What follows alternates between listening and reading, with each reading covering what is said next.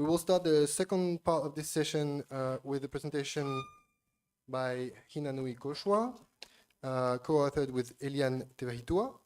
Hinanui is associated to the CIRAP and also to University of Hawaii at Manoa. She has a CRM company in Raiatea called Te Roonui Atea, and she taught at UPF and is a teacher at the high school and a high school in Raiatea. Her paper is entitled Archaeology and Toponyms in Society Islands. Should I start? Okay, so yorana, tatou, aloha kako, hello, bonjour, tout le monde. I was asked to do my presentation in French, so I will try to speak as slowly as possible for the translators, which will be an impossible mission, I think, but I will try to do my best. So I'm switching to French. So merci. Je tiens d'abord à remercier l'Université de Hawaï, le CIRAP, la Maison des Sciences de l'Homme, professeur Éric Comte, qui fut mon premier directeur de recherche, et Guillaume, je les remercie d'avoir organisé ce colloque, de nous avoir invités. Je remercie également tous nos confrères qui sont là, et je suis ravie d'être parmi vous ce matin. Donc, puisque nous n'avons que 15 minutes, je vais être rapide. Donc, ce matin, que vais-je vous présenter? Je vais vous présenter deux sujets distincts en un temps record. La présentation d'origine portait uniquement sur les liens entre les toponymes et l'archéologie aux îles de la société, qui est le fruit d'un travail en collaboration avec Madame Eliane Tevahitua. Eliane est une experte en études toponymiques. Elle est titulaire d'un doctorat en histoire sur le sujet, doctorat de l'Université de la Polynésie, et elle est représentante à l'Assemblée de la Polynésie française. Je présenterai donc cette partie en nos deux noms ce matin, car Madame Tevahitua est présentement en séance à l'Assemblée. Cet texte à étudier au service de la population. Donc, en premier lieu, j'évoquerai rapidement un sujet qui est venu se rajouter comme une nécessité, tant les enjeux sont importants sur le long terme, et puisque nous devons évoquer plus tard dans la journée les prochains développements de l'archéologie polynésienne. Il s'agit de la place que tiennent l'archéologie et l'histoire pré-contact dans les programmes scolaires, en particulier pour le second degré dans lequel j'enseigne principalement, et comment ces disciplines sont transmises. On parle de l'archéologie, du passé, de l'histoire.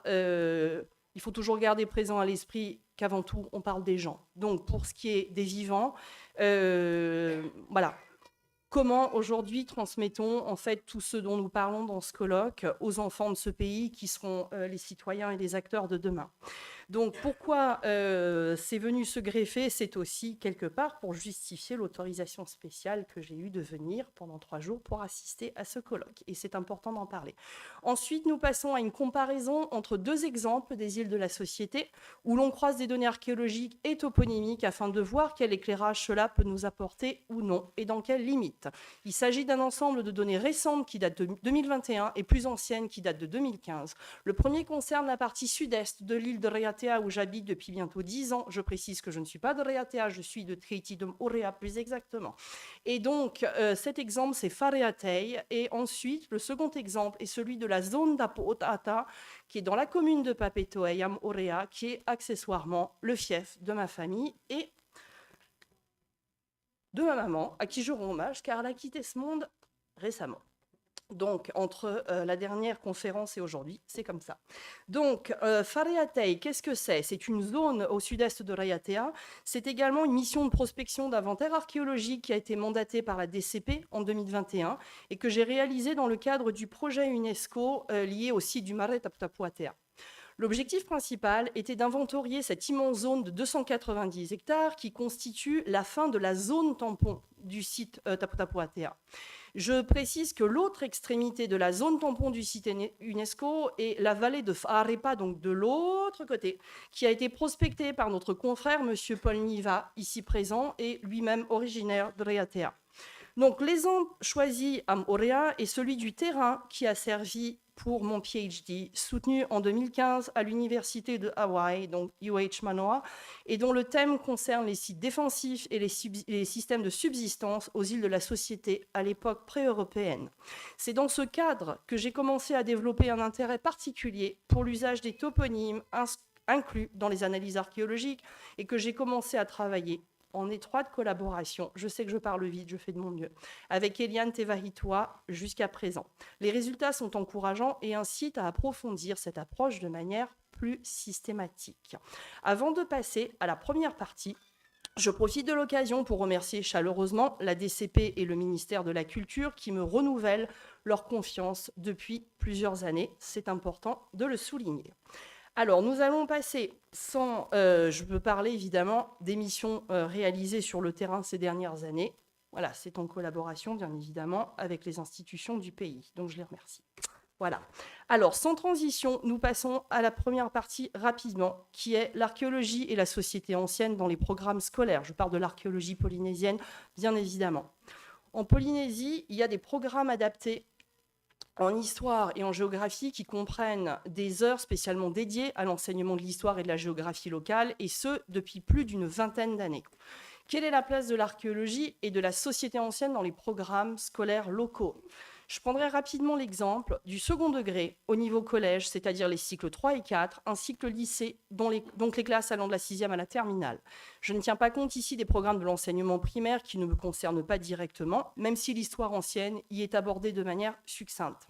Quels sont les grands thèmes de l'archéologie et de la société ancienne qui sont abordés en classe et à quel niveau ? Le premier thème, et dont l'importance n'est pas des moindres, concerne l'origine des Polynésiens et le peuplement du Pacifique. Ce thème est abordé en 6e, donc à l'entrée du collège, et en fin de cycle 3, et il est abordé de nouveau à l'entrée du lycée en seconde, avec bien évidemment un niveau de complexité supérieur dans les contenus proposés. Le deuxième thème est celui de la société ancienne en général, c'est-à-dire les différents aspects de la vie quotidienne, donc l'habitat, la nourriture, le quotidien, la religion, etc. Thème qui nous concerne directement et avec le premier, donc le peuplement, et qui a été mentionné... excusez-moi, je commence à m'embrouiller. Donc, ces deux thèmes nous concernent directement et sont enseignés en classe de 5e et de seconde. Un troisième thème qui existe, c'est celui du contact qu'on trouve en 4e et en seconde, donc rencontre entre anciens Polynésiens et les Européens à la fin du XVIIIe siècle. Vous avez d'autres thèmes abordés au 19e et au 20e, donc en 3e et en terminale notamment. Pour ce qui est du XXe siècle, les deux guerres mondiales, l'implication des soldats tahitiens et le bataillon du Pacifique. Vous avez également la transformation de la société polynésienne au XIXe, la mise en place des EFO et de l'administration coloniale, qui sont étudiés de manière brève en classe de première, au milieu des guerres napoléoniennes et de la bataille de Waterloo. Alors, lorsqu'on regarde, c'est la réalité en plus, lorsqu'on regarde la manière dont le programme est présenté, par exemple en 6e pour le peuplement du Pacifique, le 6e c'est first grade dans le US System, Nouvelle-Zélande, je ne me souviens plus, pardon, vous ferez la translation. Donc, quand on regarde comment le programme est abordé en 6e peuplement du Pacifique, on voit que c'est un thème qui est mélangé à la notion de peuplement de la Terre dans un sens plus général, à côté des origines de l'humanité, des premières migrations, aussi bien dans la région que dans le monde et la révolution néolithique. Donc, on aborde effectivement l'origine des Polynésiens et le peuplement de la région, mais dans un contexte global et inclusif.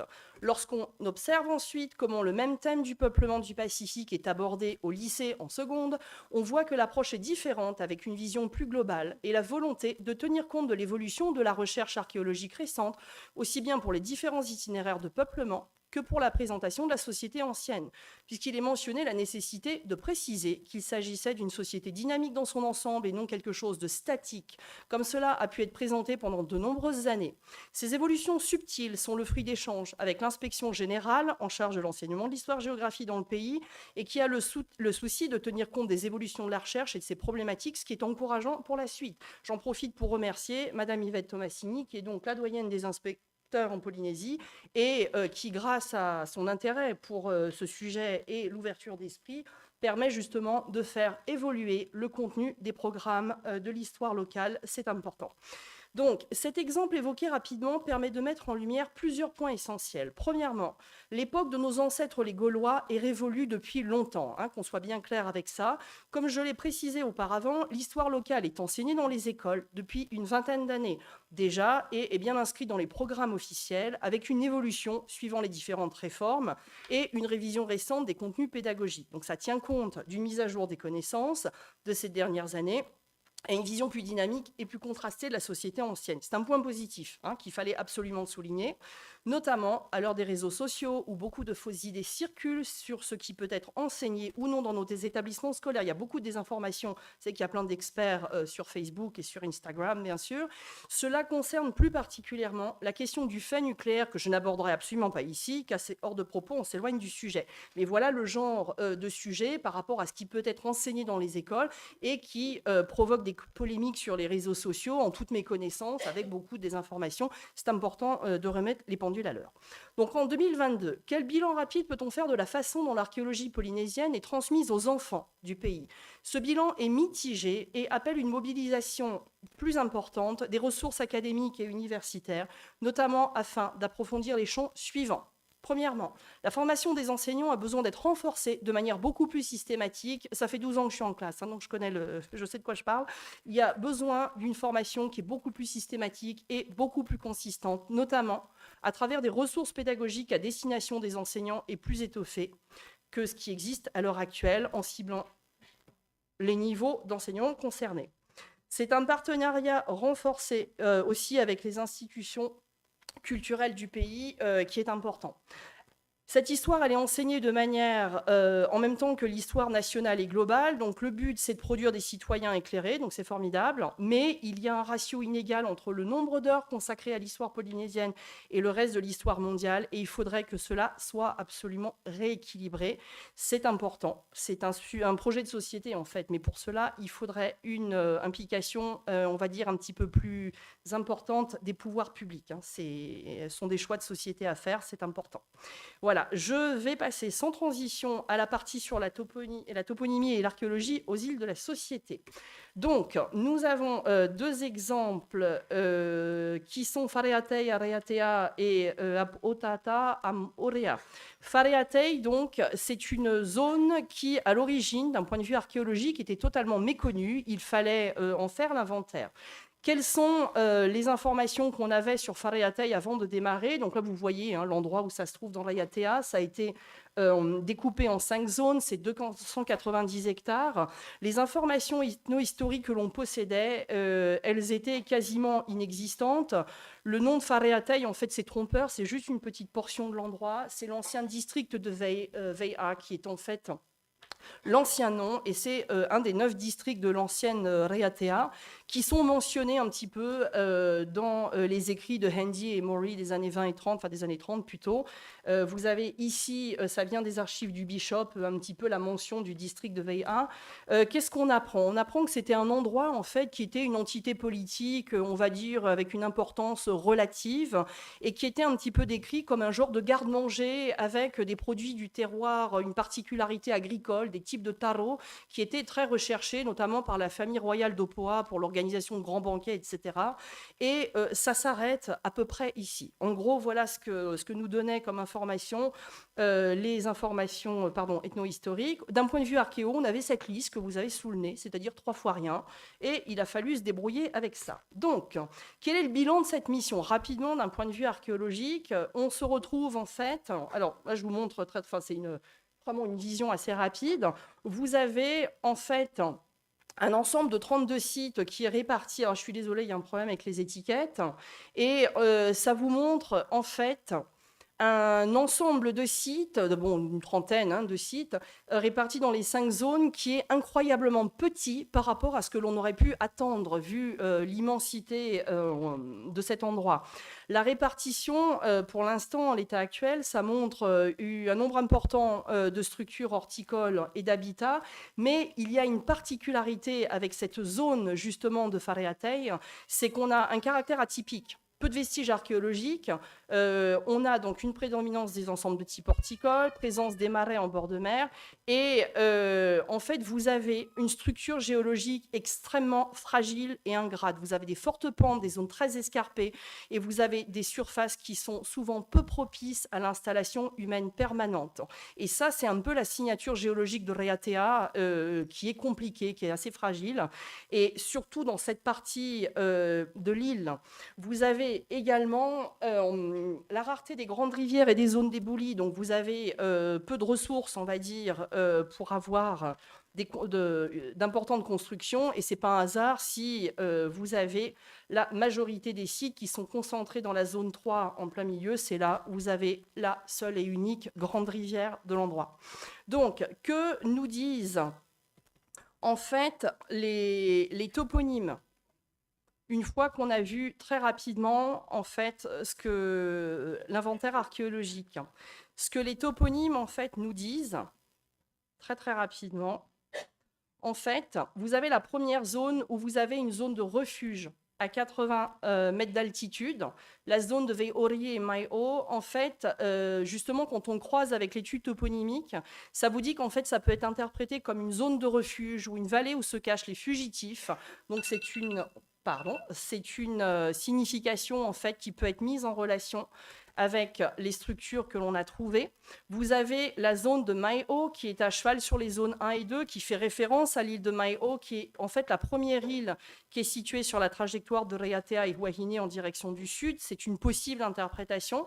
Mais vous avez également, ça peut montrer des liens avec Huahine aussi, l'île de Huahine. Et en plein milieu justement de cette zone, vous avez un endroit d'affleurement rocheux qui est assez particulier, qui se prénomme Mateirea, qui est l'ancien nom de Huahine.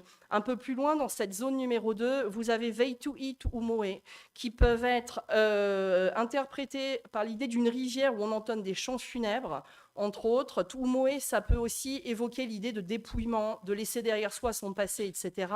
Ce qui est un petit peu en lien avec la notion de zone ou de région de refuge où on accueille des fugitifs de l'île ou des environs, qui auraient renoncé à leur vie d'avant.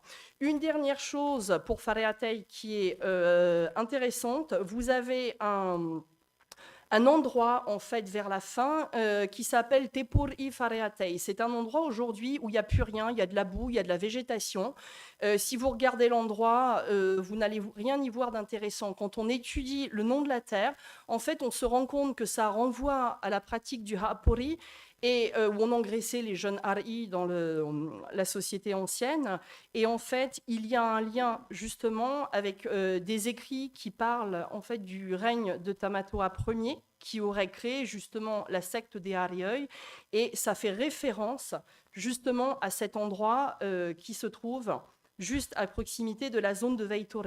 Donc ça, par exemple, c'est quelque chose, si vous voulez, si vous n'avez pas, si vous vous contentez en fait des études de sites en surface, en fait, vous avez peu d'informations. Et quand on croise en fait avec les noms-terres, on a des informations qui sont beaucoup plus consistantes. Je crois qu'on est arrivé à la fin. Alors, je suis désolée. Pour conclure, je n'aurai pas le temps de...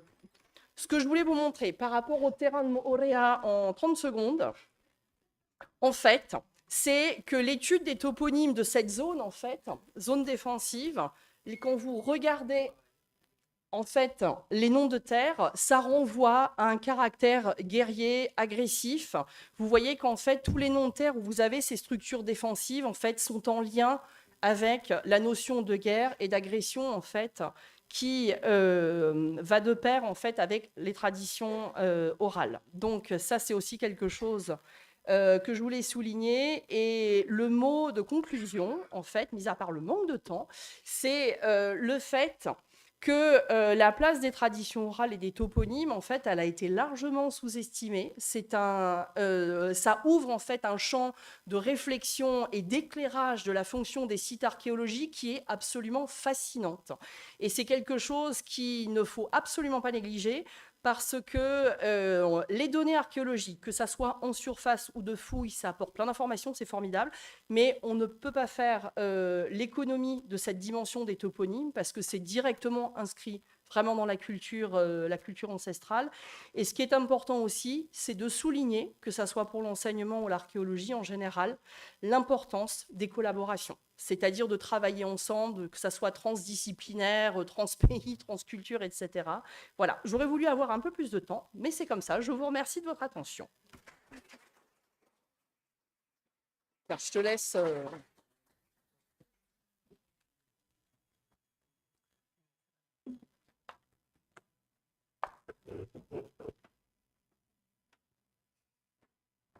The next presentation will be remote and actually recorded, I believe, by Emily Donaldson, who is at McGill University.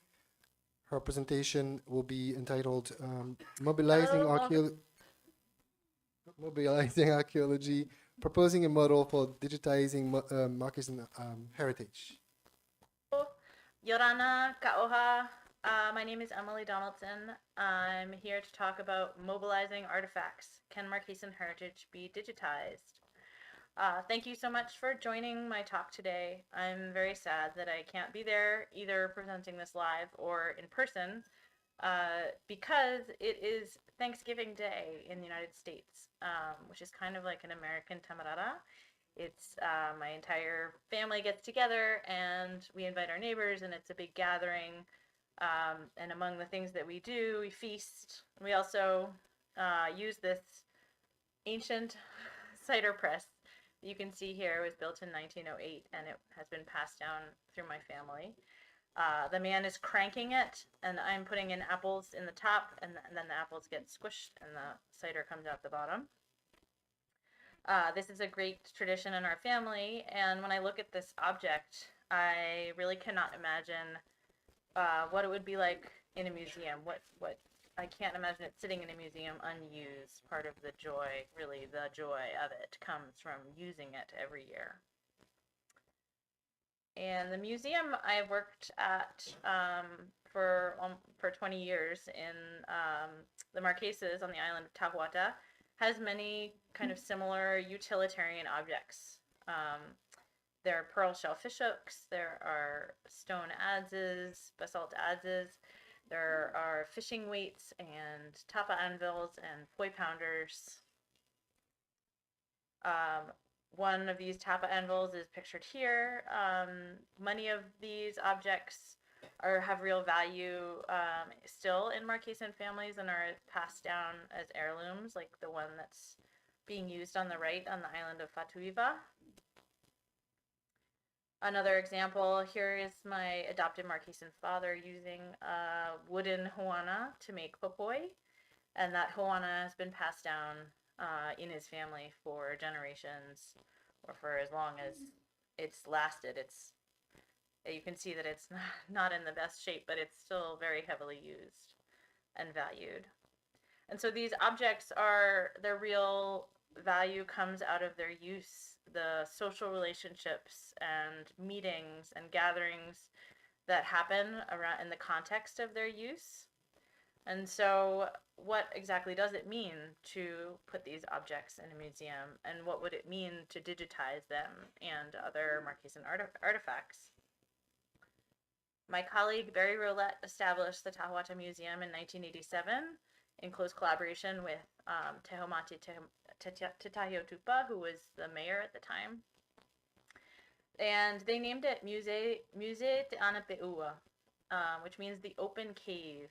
And it makes a reference to all the burial caves that were historically used in the Marquesas to sequester treasures that were not, they're supposed to be kept secret and very off limits.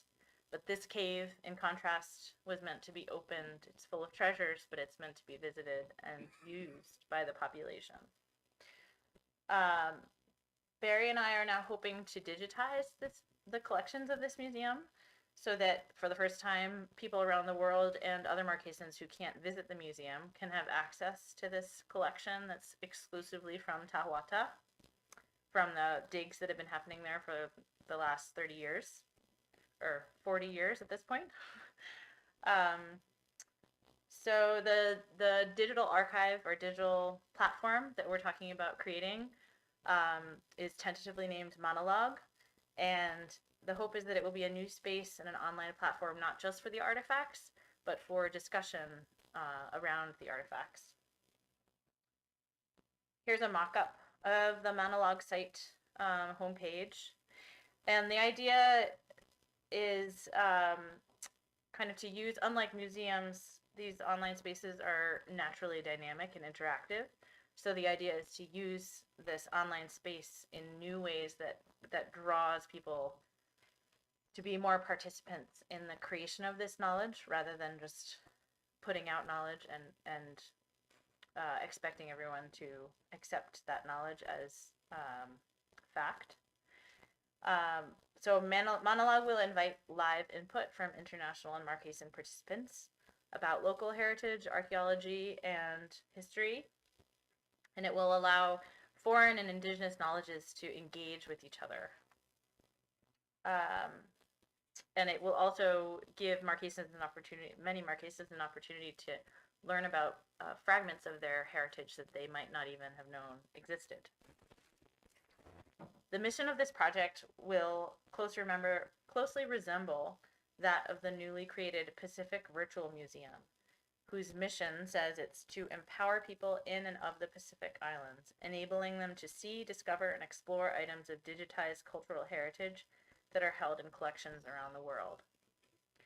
So the Pacific Virtual Museum, actually, it's an exhibition space for collections around the world, of different museums around the world.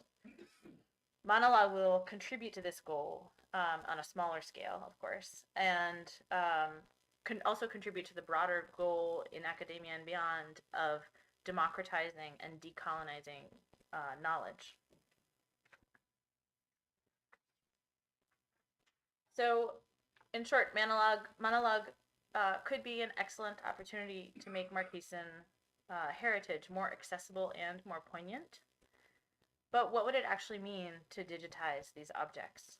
I worry, given our experience with the museum, that this online space as well might become more of a resource for foreigners than for Marquesans.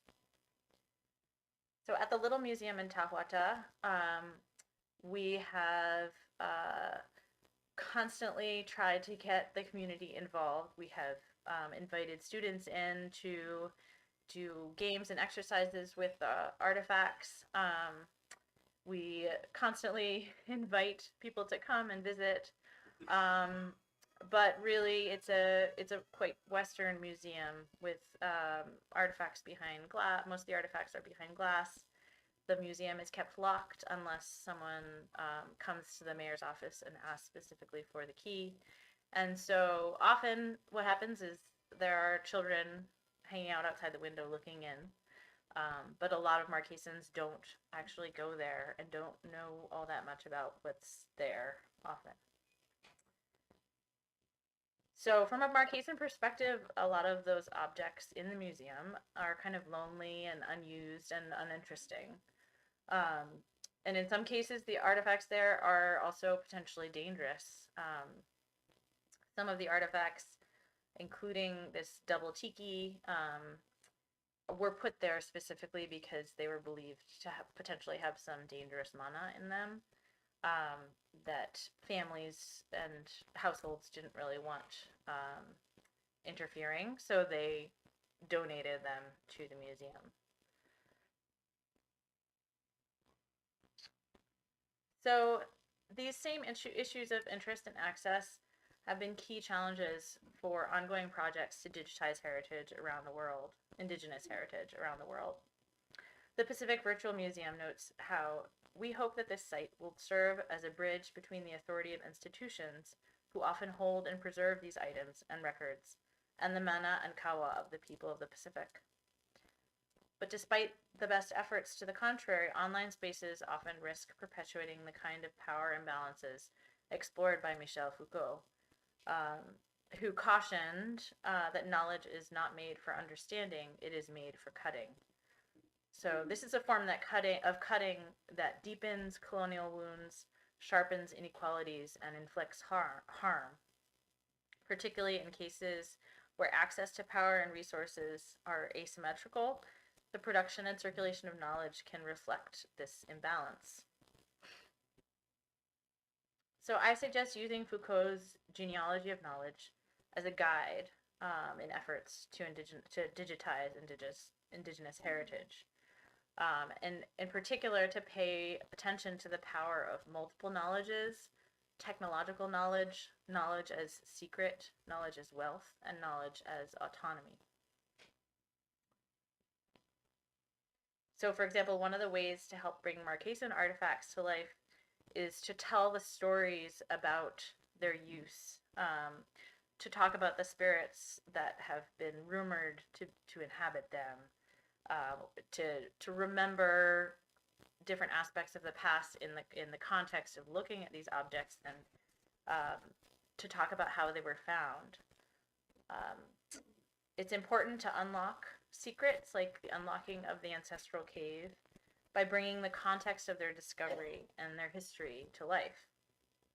At the same time, however, we must think about how to protect the secrecy of certain sites, artifacts, and stories, according to Marquesan beliefs and knowledges. And traditions, sorry.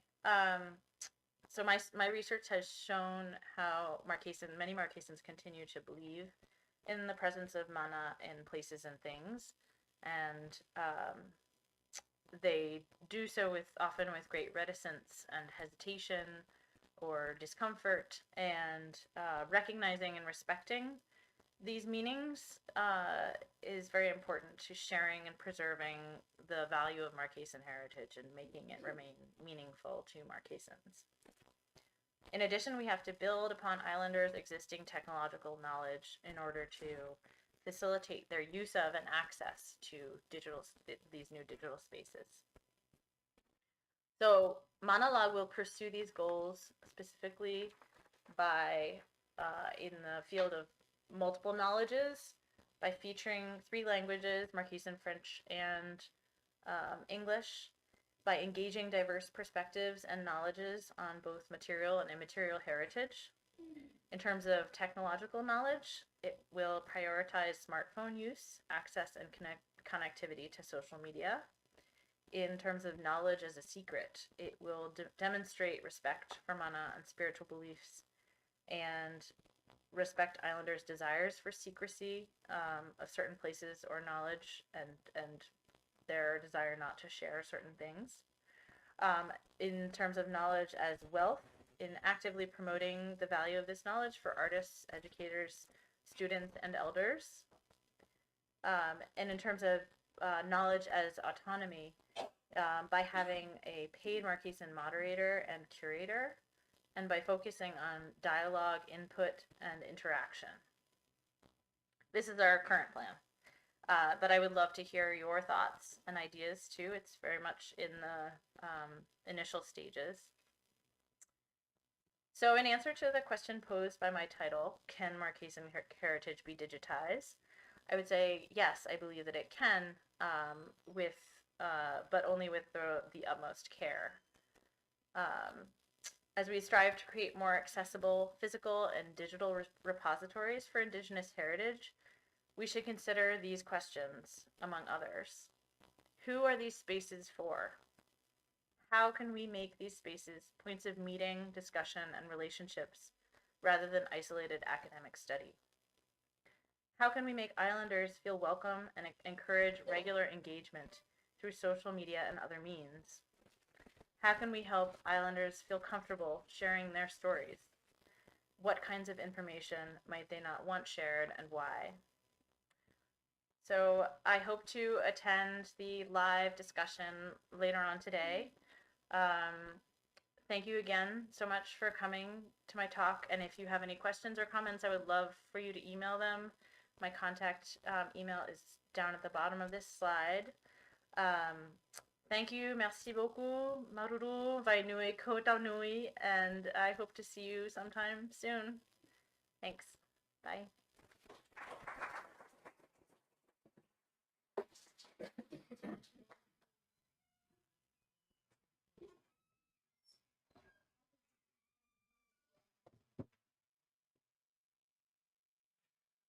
Our next speaker here is Mara Maruni,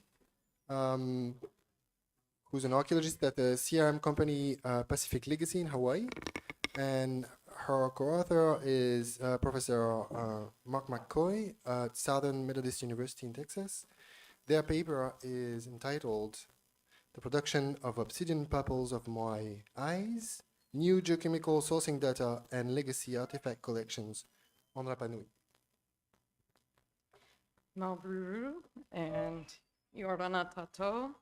Thank you for the opportunity to be with you today and share some recent research, somewhat recent research that we've done over on Rapa Nui. Mark sends his regrets. He's actually on Rapa Nui right now, working with our colleague Brett Shepherdson and the Terivaka Archaeological Outreach Program. They're training the next generation of Rapa Nui archaeologists, working with about 20 high school students there.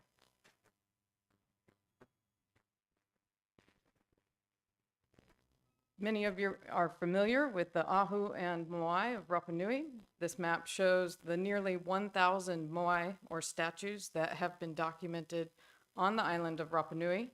Many of them were placed atop Ahu, or ceremonial platforms, which are mostly in coastal locations around the island. There are over 360, and some of them feature large statues or Moai. As you can see, many of the Moai are centralized at the quarry at Monga'eo or Ranororaku, and we'll come back to that. So Moai eyes are exceedingly rare in the archaeological record.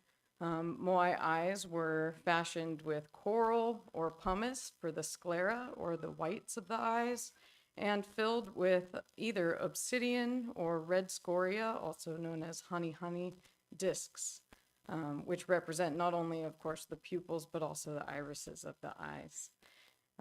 This is a diagram from Jose Miguel Ramirez, and as you can see, the Moai eyes that we know from oral traditions, ethnographic accounts, and of course archaeology, that the eye sockets of the statues were not carved until they were erected on the Ahu and became aringa ora, or the living faces of the ancestors. Moai eyes are known from 3 archaeological contexts on the island. We have Anakena at the Ahu Naunau on the northern coast. We also have some examples from Ahu Tautira in Hangaroa, which is the main town of Rapa Nui on the western coast, and down on the south coast at Vinapu at Ahu Tahira. We also have some Moai eyes that have been excavated. As you can see here, this is Ahu Naunau at Anakena with some replica coral and scoria eyes that have been inlaid for an important ceremony recently. The original eye fragments are in the Rapa Nui Museum. You can see that pictured at the bottom. They were recovered from by Rapa Nui archaeologists Sergio Rapu and Sonia Hawa in 1978 when that Ahu was restored.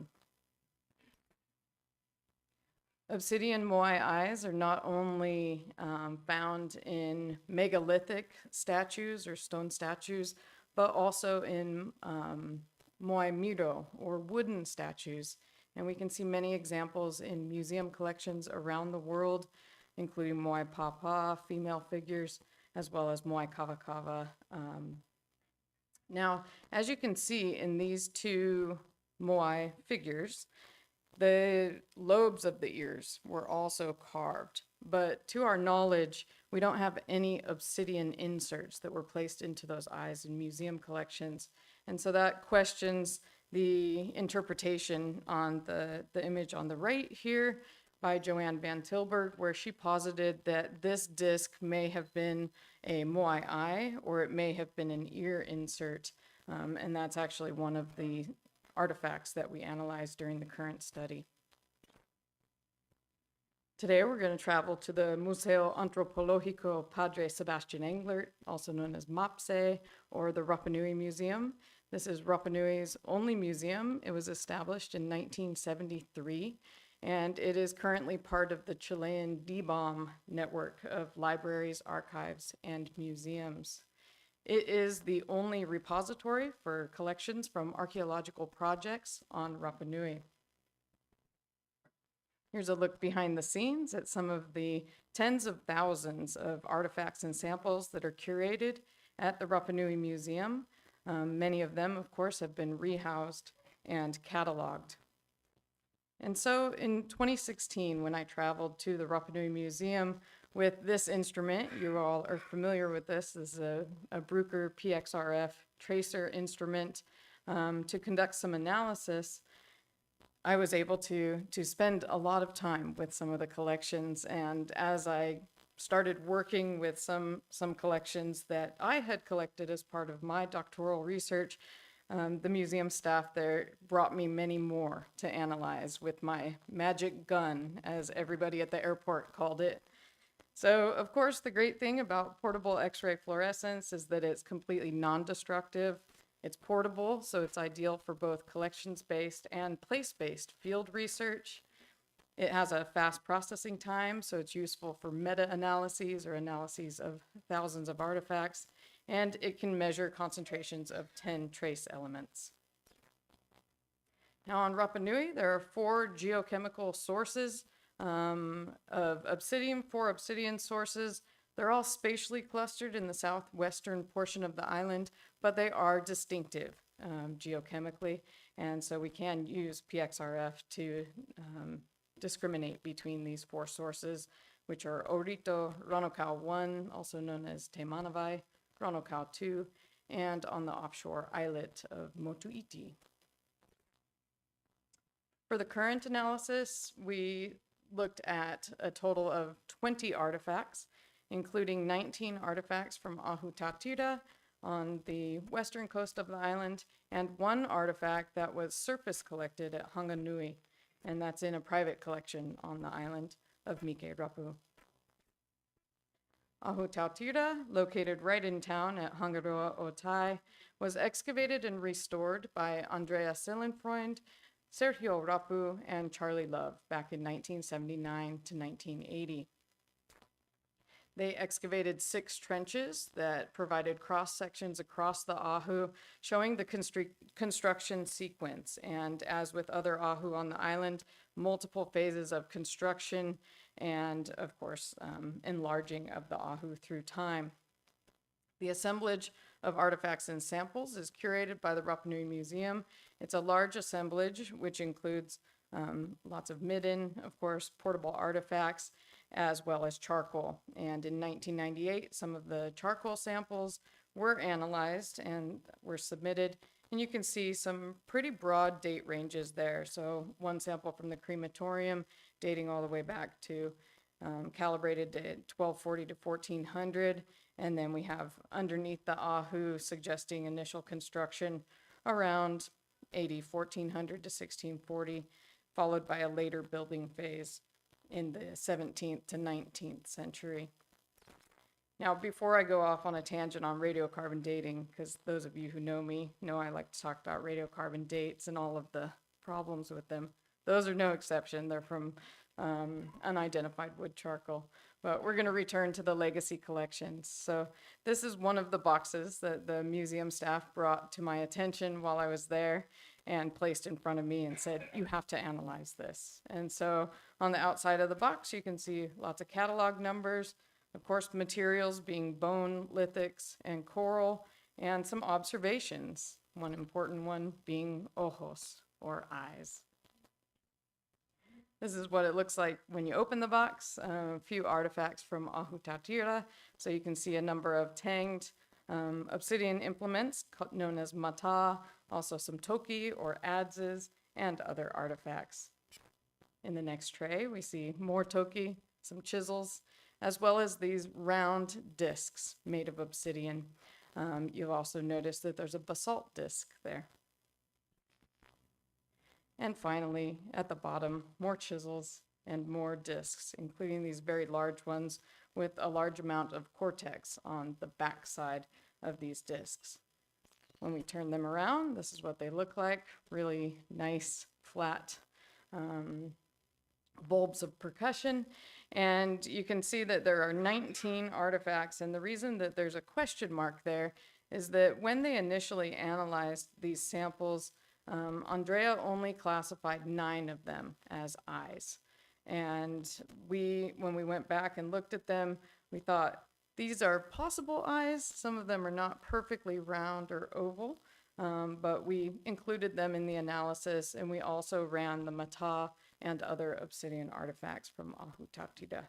Now you can see they range in size from about 2 to 4 centimeters, so very small, to the largest, which is 14 centimeters in diameter. Here's the magic gun in action, the PXRF, at the lab. And we were, of course, analyzing all of these there. Now, we also made a house call with the, quote, magic gun or the tracer PXRF to the home of Mike Rapu, who contains this beautiful artifact in his private collection. This is a very large piece of obsidian, worked obsidian, that's interpreted as a moai eye. It's about 25.8 centimeters, so very big, very dense, just gorgeous. And so we had the great privilege of joining Mike at his home to analyze this artifact as well. Now, this is not from an archaeological context. This was surface collected about a decade ago, and it was collected near the shoreline in Hanganui, very close to Ahu Tongariki, which is the largest ahu that has 15 statues or moai. We utilize support vector machines classification of raw material from 4 sources. So we know there are 4 obsidian sources. And what we notice in the support vector machines classification is in stage 1, we have some overlap, right? It's able to distinguish the Ranokau 2 and Motuʻiti sources, but we have a lot of overlap with Orito and Ranokau 1. So this is similar to the discriminant function analysis that was done by Stevenson and by our team in 2013 and 2014, respectively. For this analysis, we use support vector machines and stage 2, which enables us to differentiate between those 2 overlapping sources of Ranokau 1 and Orito. So these are the geochemical sources. These were provided by Chris Stevenson, and you can see that they cluster fairly nicely using that SVM classification. Now, if we look at the plot for the artifacts that were analyzed in this study, so this includes, again, not only the moai eyes, but some of the other obsidian artifacts from the excavations at Ahutautīta. We can see that you have that all of the samples are clustering in stage 1 in the Orito or Ranokau 1 source. In stage 2, we're able to differentiate them all and assign all 20 artifacts to the Orito source. So our working title for this paper is All Eyes on Orito. Pretty fun. But the moai eye from Hanganui, as well as all 19 artifacts from Ahutautīta, are sourced to that singular source of Orito. This is unsurprising, as Orito is the largest source. It also has very high quality material. The Motuʻiti source is also very high quality, but it's much smaller. Now, if we contextualize this with other recent obsidian sourcing studies on the island, we can see some similarities and some differences to previous studies. So if we look to Stevenson et al.'s 2013 analysis, where they analyzed samples from habitation context, those are shown by as blue squares on the map there. They have 205 samples, fairly even distribution between Ranokau 1 and the Orito source. And then they also analyzed samples that are shown by lilac triangles there at Ahu and Crematoria. And you see a different pattern emerging there with the Motuʻiti source, making up almost about a fifth of the samples. And so that led them to propose that perhaps what we were seeing at those Ahu and Crematoria was the Motuʻiti source being used more widely, and that demonstrating elite control of that offshore resource. Now, more recently, we've done a number of analyses, including the Bishop Museum ethnology collections. These are not provenience. Were collected mostly during the early 20th century, so they have an island-wide sort of provenience. And the vast majority of those, as well as those from Hangaho'onu on the northern coast, over 1,700 flakes mostly, were analyzed, and then also 457 artifacts from the southwestern coast in the 1968 survey area. What we see in all three of these studies is an overwhelming preference for that high quality Orito obsidian. So of course, what does this mean, right?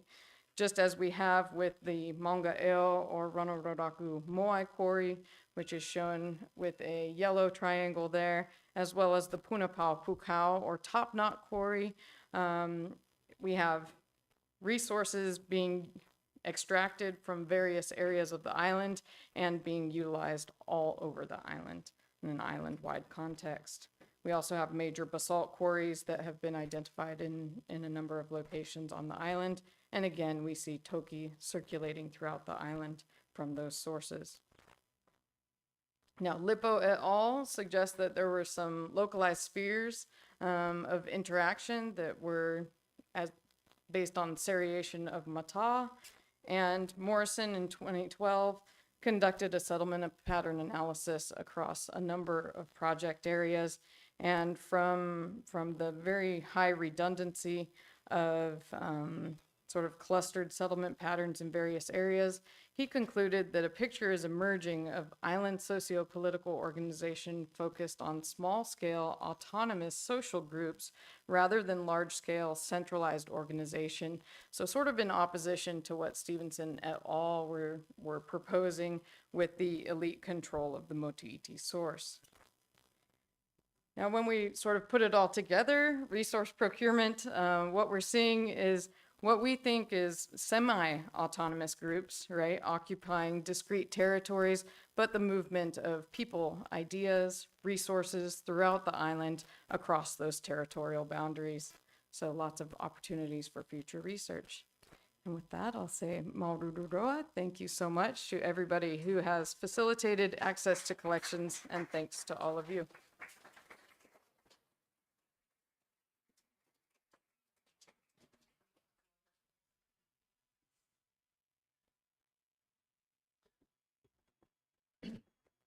Our next speaker is Annette Guillaume from the Deutsches Archaeologisches Institut in Bonn.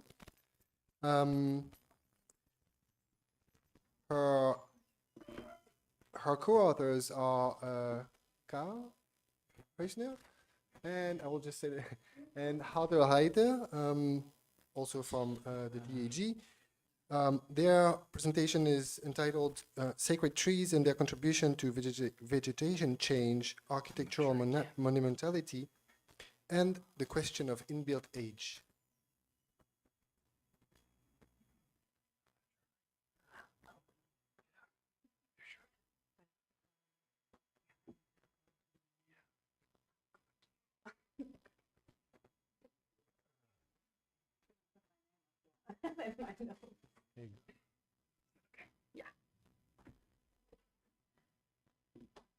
Yes, hello everyone. Thank you, Emmerich, for the introduction, and thank you to the organizers for putting this wonderful colloquium together.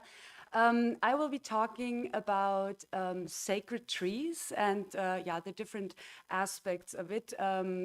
I have been working for the German Archaeological Institute on Rapa Nui for the longest time, and have a position with the Kiel University with the Institute for Ecosystem Research, and that's what is no worries. What's the basis for looking into human-environment interactions? And we have heard several papers on the subsistence-related planting of trees and vegetation changes, introduction of species, and obviously the Polynesian islands with their transported landscape are a very interesting example of these human-environment interactions. So when we talk about sacred trees, that is a Polynesian phenomena. We know for this area, we know of the specific species, what deities they were associated with, and that they had a role in the religious architecture of the mare or the meae in the Marquesas.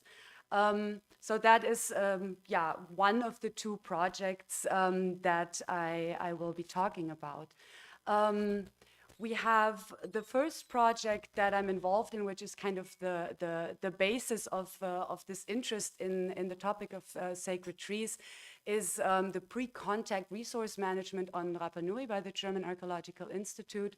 And then this project on sacred trees in East Polynesia, namely in the Marquesas, is kind of a spin-off that developed out of what we found on Rapa Nui. So trees and Rapa Nui, that's not necessarily something that where trees come to mind. If you look at this picture, the view from the Poike Peninsula over the island, very similar to what Patrick Kirch was mentioning for Mangareva. For Rapa Nui, we have to bear in mind that with this transported landscape, people were faced with a very different kind of climate zone, so a tropical island, a subtropical island, as opposed to tropical islands, and that had an effect on what kind of tree species were successful there, and namely the big trunked, like the calophyllum, which are essential for canoe building. They never survived or never made it to Rapa Nui. So that is a big factor when we're talking about isolation, as demonstrated by Mary through the linguistic approach. Definitely the fact that you don't have trees to build your voyaging canoes with in such a remote island, that is a huge factor that would contribute to that. The original vegetation on Rapa Nui was largely a Eubaea species palm forest. This is a photo from mainland Chile, which is considered to be the closest relative to the now extinct Easter Island palm. And palms are not a very suitable species for canoe building, for example. So basically, what we looked into, this aspect of trees on Rapa Nui, is only really ever mentioned in the context of deforestation and ecocide. But we found some indications that trees might have had a spiritual value also on Rapa Nui, even though there are no oral traditions, no traditional knowledge, much in contrast to here in French Polynesia. Just a quick introduction to the site for those of you who have not seen presentations on it. So the site of Avarangauka, Aturokahau, is located in the very center of the island. Mara actually had the most inland ahu of the island is part of that site, and Mara had that in her map as well. So we have an ahu, we have a moai, we have a crematorium, we have a burial cyst, and we have extensive paved areas in the center of the site with a partially covered canal. You will see come up here with dramatic suspense. And in this paved area, we found something extremely unusual and very significant for Rapa Nui, and those are those circular spaces, those stone-rimmed circular spaces, and inside those we found the molds of palm roots. So we have evidence for palm trees growing inside a paved area at a religious site, and not only in the lower part in the pavement, but also on the high bank in front of the ahu. In the plaza of the ahu, we have evidence for a planted palm tree as part of a religious site on Rapa Nui. This is a reconstruction. So that brought me to the question of, the significance of sacred trees and the role of sacred trees in religious architecture in general. And the Marquesas are a very good study ground for this because of the very limited infrastructure in the interior and much of the original vegetation still being preserved. What we did was a three-phase approach. So we located also very much in cooperation with Jean-François Buteau, who told me about sites with giant trees where there's some potential that they are actually old enough and contemporaneous with the architecture. And then we did a campaign to date the trees. So we did dendrochronology on living trees, and then mapping of the sites, including the locations of those trees. And I published in the DAP that we all very kindly got a copy of much of the aspects of the layout. Yeah, this is my colleague Uwe, who will forever be a legend on Nukuhiva because we were there in December and kids were screaming Papa Noel, Papa Noel.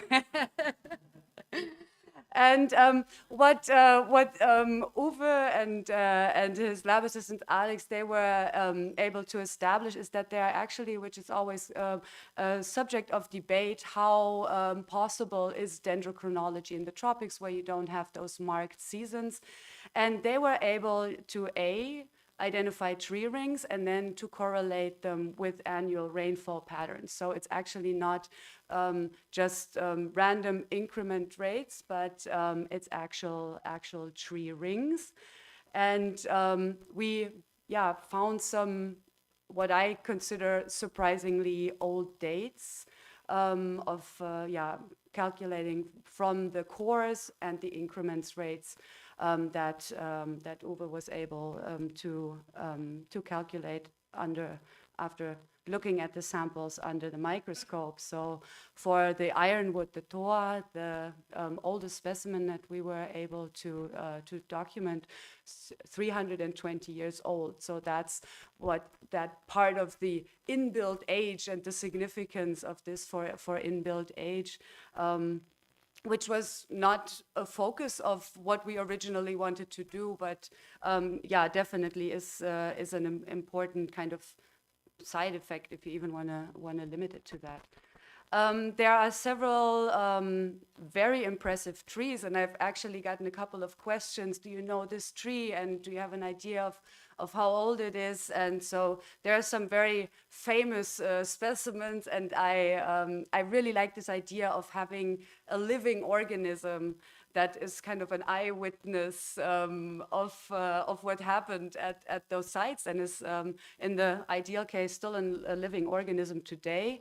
We narrowly missed the living aspect of one very famous tree at the site of Upeke on Hivaoa, and it was actually mapped by Catherine Chavalion and Eric Olivier. It's this ma'i, so a badamier. And Jean-François, again, was kind enough to provide this picture on the left. And he, who has been everywhere and has seen pretty much, I would claim, every tree, he says that is by far the biggest badamier that he's ever seen. Now, it fell. We were not exactly sure, but something like 7 to 10 years ago, it was infected with mushrooms, and so the tree fell, and much of the lower part of the trunk was removed. Actually, some carvings at the cultural center at Hivaoa for sale from this tree. But through this photo and the trunk that we still found at the site, and through this nodule that I hope you can see in the pictures, we could estimate more or less that what we still had of the trunk, the height of it of about 7 meters. Really, what we have for scale is this person at the bottom. And so we did C14 samples of the core of at that height, just about 7 meters from the roots, from the ground, and also did dendrochronology. And these are the dates from the C14 analysis. And in correlation with the tree ring dating, we can pretty much narrow down that time frame to the dates that we have from the tree ring dating is 330 years, which is extremely conservatively calculated because we used the most conservative mean increment rates for all our calculations, and also we didn't even get close to the widest part of the trunk because that is a nice tiki bowl at the community center in Atuona now. Two other very famous trees that I get a lot of questions about are on Nukuhiva in the north. We have the site of Turitipuna on Nukuhiva. And here you have two planted temanu in a row with a maximum diameter of 2 meters and 80. And again, here, part of it was cut, probably because when it leaned over the road, it was in the way and had to be cleared. And so we have, again, C14 dates from the core of one of the big branches, and also from the base where the tree actually fell forward. And that's our assistant Alex there taking the sample. And so again, just through the diameter of the trunk, we can, with pretty much certainty, narrow the dates down to the older date range here. One other one, I think everybody who has been to Nukuhiva has been to Kamuihe with this giant banyan. And banyans were one of those trees that have a very nice and a very clear ring signal. But on the other hand, they are impossible to make any sense of with those parallel vertical growth and all those aerial roots. But just as a general idea, as a general perspective, on increment and age, we had a 40 centimeter diameter disc, and we had 96 years in the 40 centimeters. So that is just a rough idea. So here we are dealing with, safe to say, a very old tree.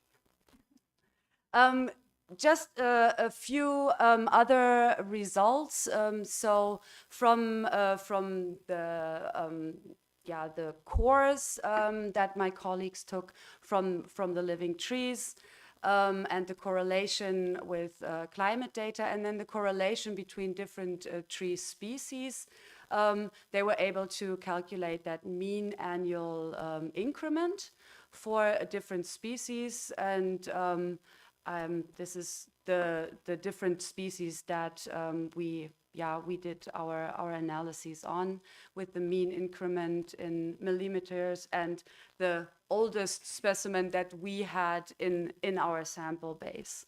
So that's the importance, I think, when it comes to inbuilt age and the problematic of it, that trees get a lot older in the tropics than at least I was aware of. When we come to the monumentality, that is one of those important aspects.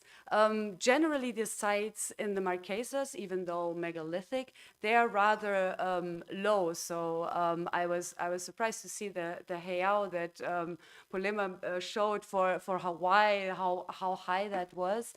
And these giant trees that form a part of the architecture, they really add to the monumentality and to the visibility of those sites. And that is one of those very interesting aspects of how they have this integral role in the architecture.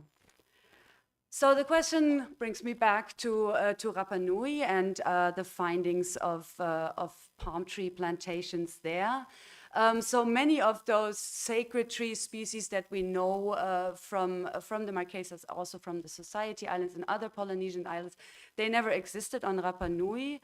So these big, impressive trees that would add to monumentality of a site were inexistent. So it would make sense to adapt that phenomena onto the biggest, most monumental and most visually impressive tree that the vegetation on the island actually has to offer, and that we have evidence for that that was done at the site of Avaranga Uka, that this might be a local adaptation of a religious concept. And what's very interesting, or I think a very nice aspect of this, that the dates we have for the palm trees at Avaranga-Uka in the very center of Rapa Nui, they post-date the generally accepted dates for deforestation. So Avaranga-Uka at the same time is a kind of sanctuary for this tree species, where the possibly last examples of that species survived. And in that sense, it's a kind of a manifestation of conservation through a religious significance of a natural element, in this case, a tree. Thank you very much. Maururu, ko'uta arnui, merci.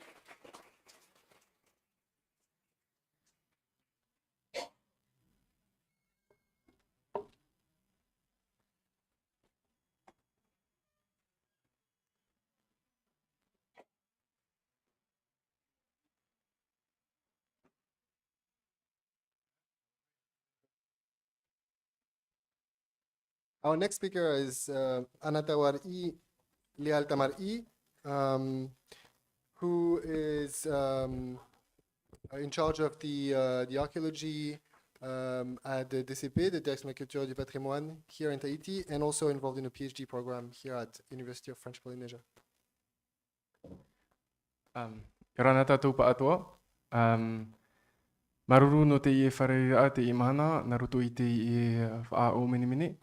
Naro nei vau nā mua prau ha maruru mai te i tō tātou e wana, Ericon, Guillaume, Patrick Kirsch.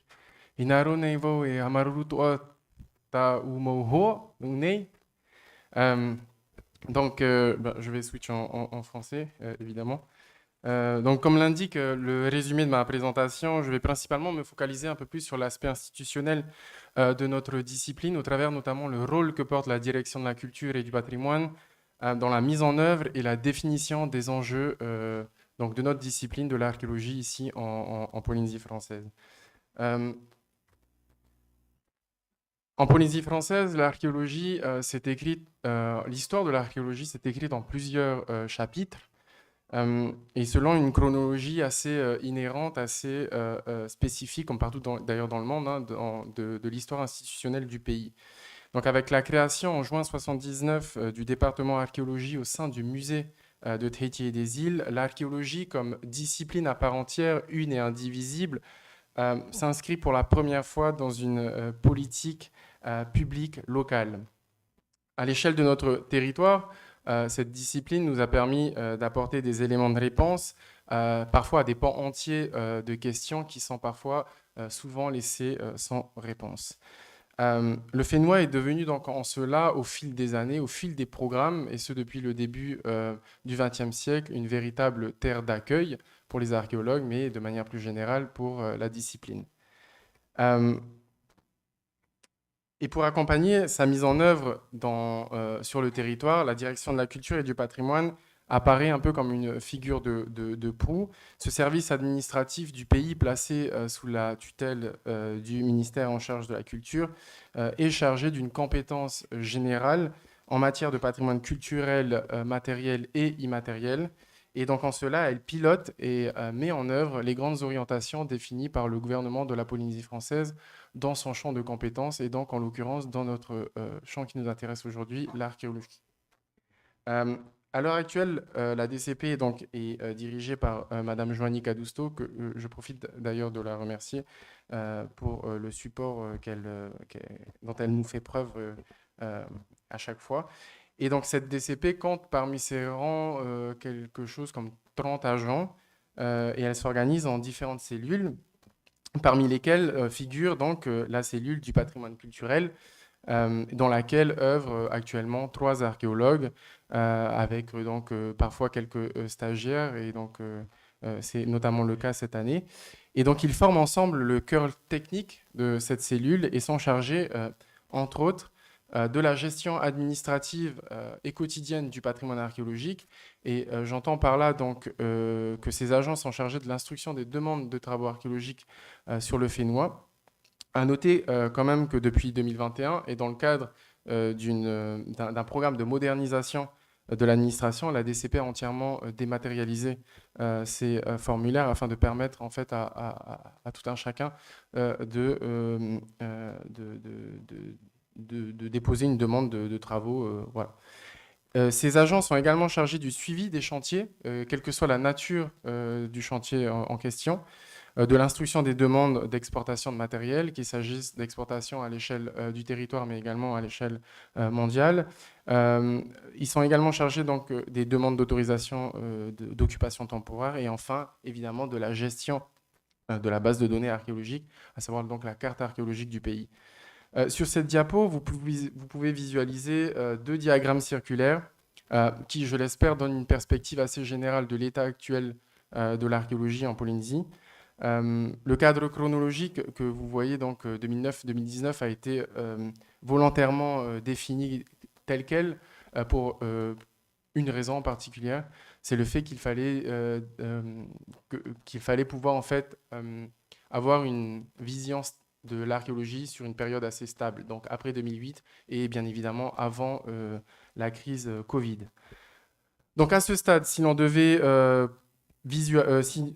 tirer quelques observations clés, on remarque premièrement sur le diagramme supérieur qu'il existe un réel déséquilibre en matière de répartition des opérations archéologiques sur le territoire entre les archipels. Les îles du Vent, donc Tahiti et MURAIL en particulier, regroupent donc 37% des opérations octroyées sur cette décennie, et talonné donc juste derrière par l'archipel des Marquises avec 28% des opérations. Ce duo se justifie pour plusieurs raisons, et notamment, à mon sens, 2 raisons. La première, c'est que, s'agissant donc des îles du Vent, cette part s'explique par l'urbanisation galopante de nos rivages, et le fait qu'il faut le souligner quand même, qu'il y ait une certaine prise en considération de plus en plus fréquente des avis fournis par la DCP. Donc aujourd'hui, contrairement aux années passées, les services du pays, à l'instar des grands groupes immobiliers, prennent en considération la problématique archéologique dans le programme d'aménagement. Ce n'est pas tout le temps le cas, mais ça l'est de plus en plus, et je tenais tout de même à le souligner. Concernant la part des Marquises, ce n'est pas vraiment une surprise, puisque maintenant, depuis plusieurs décennies, les problématiques de recherche programmée se sont généralement orientées vers cet archipel. Et c'était d'ailleurs déjà un des constats de l'an 2000. Et donc aujourd'hui, les Marquises, sur la carte archéologique de la Polynésie, demeurent l'archipel le mieux documenté. Et donc, à l'inverse, on remarque malheureusement que l'archipel des Australes reste quand même le parent pauvre un peu de notre discipline, avec seulement 3% des opérations sur une décennie. Sur le second diagramme, l'information clé à retenir, c'est l'importante part de l'archéologie préventive qui, contrairement aux années précédentes, commence à prendre de plus en plus de place dans le paysage local. Et ça, c'est notamment dû au phénomène d'urbanisation et au fait que, voilà, aujourd'hui, qu'il s'agisse donc du pouvoir public ou des particuliers, les gens prennent en considération de plus en plus cette notion archéologique. Enfin, si l'on devait porter un regard sur l'activité archéologique de cette année, voici quelques chiffres clés. Donc l'année 2022, c'est 29 opérations autorisées.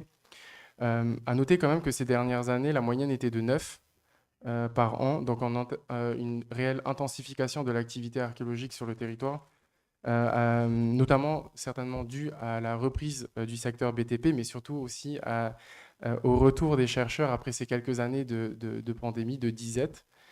11, c'est le nombre d'opérations entièrement financées par la DCP. Cette année, la politique publique a voulu qu'on oriente les budgets sur la restauration des sites. dont plusieurs acteurs sont présents ici dans cette salle, Paul, Marc. 300, c'est le nombre de dossiers traités par la cellule archéologique sur une année. Et 5682, c'est le nombre de sites actuellement enregistrés sur la carte archéologique de la Polynésie française, sur les 5 archipels. En parallèle, je sais pas, ça bougeait, c'est pas grave. En parallèle, depuis 2013, la DCP s'est pleinement engagée dans le montage et la gestion de 2 dossiers UNESCO. L'engagement de la Polynésie française dans cette démarche visant à mettre sur le devant de la scène le patrimoine culturel et ou naturel de son territoire engage toute une série de réflexions qu'il est important de mener sur les nouveaux enjeux en matière patrimoine, certes, mais également en matière touristique et économique. Le premier dossier dont je voudrais vous parler, c'est évidemment le paysage culturel de Taputapuātea, classé donc sur la liste du patrimoine mondial depuis 2017. Cette inscription a véritablement été un moteur pour la reprise des recherches archéologiques dans le secteur. Outre les nombreuses prospections réalisées dans les vallées par les archéologues présents sur le territoire, il faut également souligner l'émergence surtout d'un programme de recherche initié donc, par l'ADCP en collaboration avec le CIRAP. Je ne vais pas revenir dessus puisque Louis vous a présenté les résultats préliminaires. Dans la perspective d'une mise en valeur continuelle du site, la DCP s'est également engagée dans des programmes de restauration. Et donc, je voulais vous montrer un peu l'évolution visuelle de la grande pierre d'investiture qui est donc sur le Marae Taputapuātea Archaeological Program. Donc, on s'est engagé dans une opération de restauration qui visait en fait à restaurer l'aspect initial de la pierre. Le second dossier bien UNESCO que je voudrais vous présenter, c'est bien sûr donc, celui qui fait beaucoup parler de lui en ce moment. Donc c'est le dossier marquisien, Tehinuanata, qui devrait être déposé le 20 janvier 2023 auprès du secrétariat général de l'UNESCO par la France. Donc le travail de chambre est quasiment achevé, si ce n'est totalement. Et donc, à l'instar du cas de Taputapuātea, cette candidature va nécessairement grandement favoriser le financement de nouveaux programmes, puisque dans le plan de gestion qui a été donc produit, figurent notamment des objectifs tels que améliorer la connaissance et la préservation du patrimoine naturel et culturel de l'archipel. Vous constatez ainsi donc, que les dossiers de candidature à l'inscription sur le patrimoine mondial sont de véritables moteurs en matière de recherche, de programmes de recherche. Toutefois, en raison d'un faible effectif, ils sont souvent réalisés avec des partenariats avec d'autres institutions telles que le CIRAP, et autrement, les opérations sont complètement externalisées.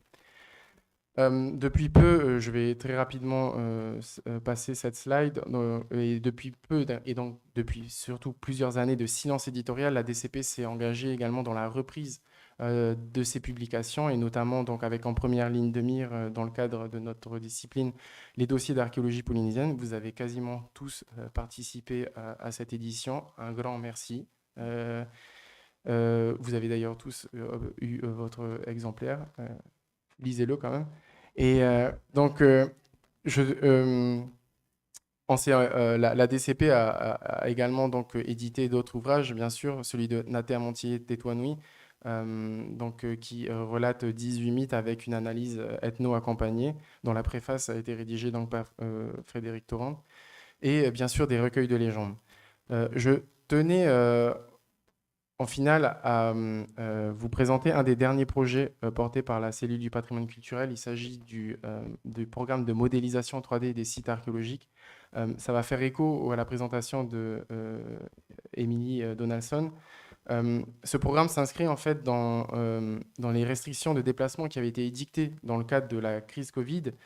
Et aujourd'hui, ce jumeau numérique établi grâce au LIDAR, tout simplement, offre la possibilité aux internautes locaux et internationaux de visiter de manière totalement numérique, virtuelle, les sites les plus emblématiques de notre territoire. À l'image du service de navigation virtuelle que l'on connaît tous, Google Street View, le visiteur a la possibilité de cheminer sur le site, et bien qu'elle soit virtuelle, elle n'en demeure pas moins dynamique et immersive, puisqu'une bande sonore accompagne le visiteur. Et il a également, comme vous pouvez le voir, l'occasion de visualiser l'ensemble des panneaux. Au-delà de l'intérêt, évidemment, en termes de valorisation du patrimoine, ce programme vise également à fournir aux étudiants, professeurs d'école, archéologues et autres chercheurs un véritable outil de travail, puisque l'une des rubriques offre la possibilité aux visiteurs d'accéder à un modèle 3D du site, donc entièrement modélisé. Et ce relevé numérique apparaît ainsi comme un instrument d'analyse. Là, vous pouvez le voir sur le Mareta'ata de Paia, qui permet donc, entre autres, soit de mesurer des angles, de mesurer des surfaces, de mesurer des longueurs, des hauteurs, mais surtout aussi d'établir des profils, et ce, sans avoir besoin de se déplacer sur place. Ces technologies ouvrent une véritable ère pour la connaissance, la conservation et la diffusion des données archéologiques. Et donc, elle bouleverse quelque peu les pratiques et apparaît comme donc, dans les nouveaux enjeux, notamment patrimoniaux et évidemment touristiques. Pour conclure, ces dernières années, la DCP s'est pleinement engagée en faveur de la discipline, au travers notamment plusieurs programmes qu'elle a menés soit en collaboration, soit seule.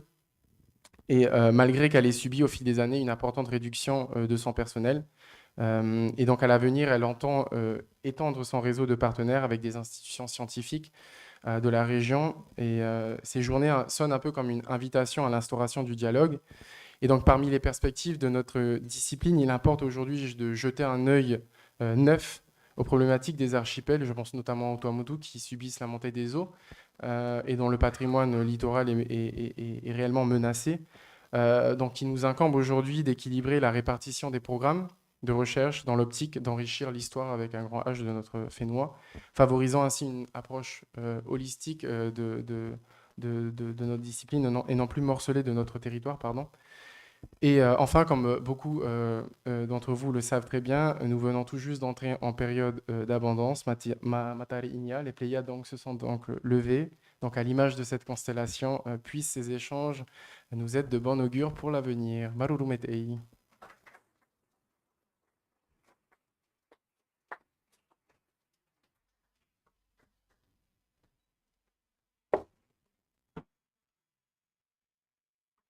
Our next and last presentation for this morning will be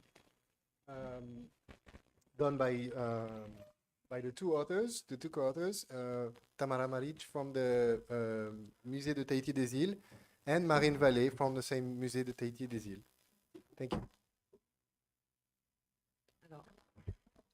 Yorana tatou, bonjour, good morning everyone. Tout d'abord, je voudrais remercier le CIRAP pour l'organisation de ce colloque, pour nous accueillir également, parce que bon, on va parler de collection archéologique, mais pas directement de recherche. Merci Eric, Guillaume et Patrick. Voilà, je suis ravie d'être là et ma collègue également. Donc je commence. On a voulu vous présenter dans cette courte présentation les collections archéologiques au sein du musée de Tahiti et des îles, comment elles ont été constituées, la place ou l'importance qui leur a été donnée durant près d'un siècle de conservation et d'exposition. Donc on va aborder l'histoire de l'institution, un peu brièvement, la façon dont les collections archéologiques ont été traitées par le musée et leur ancienne mise en exposition. Et on finira par la nouvelle salle d'exposition, dont l'ouverture est imminente, et nous verrons comment les connaissances archéologiques ont pu être intégrées à l'histoire des archipels à travers les objets et les discours muséographiques. Bon, très rapidement, alors, au début du XXe siècle, la Polynésie française est une lointaine colonie, elle s'appelle les Établissements français de l'Océanie. En 1917, le gouverneur Julien à Tahiti fait passer 3 arrêtés majeurs. L'interdiction d'exportation des objets d'art polynésien et d'antiquité, la création de la Société des études océaniennes et la création du musée de Papeete. Donc le premier fonds de collection, vous voyez à côté, étaient les objets du frère Alain, alias Joseph Guiton de l'école des frères de Plohermel, qui en fit don à la colonie en 1917. Donc le musée était avant tout un musée d'ethnologie, avec un peu d'histoire naturelle et un peu d'histoire coloniale. Mais on va voir que l'histoire de la recherche archéologique va influer grandement sur le fond des collections, puisque en tant qu'unique institution patrimoniale du territoire, il avait aussi la charge de conserver les objets issus des fouilles.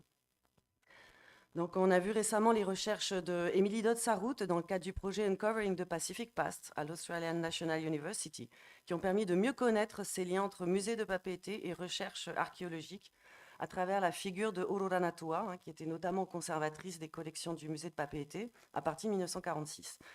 Et donc, la Société des études océaniennes et le musée avaient la charge de gérer les mobiliers archéologiques.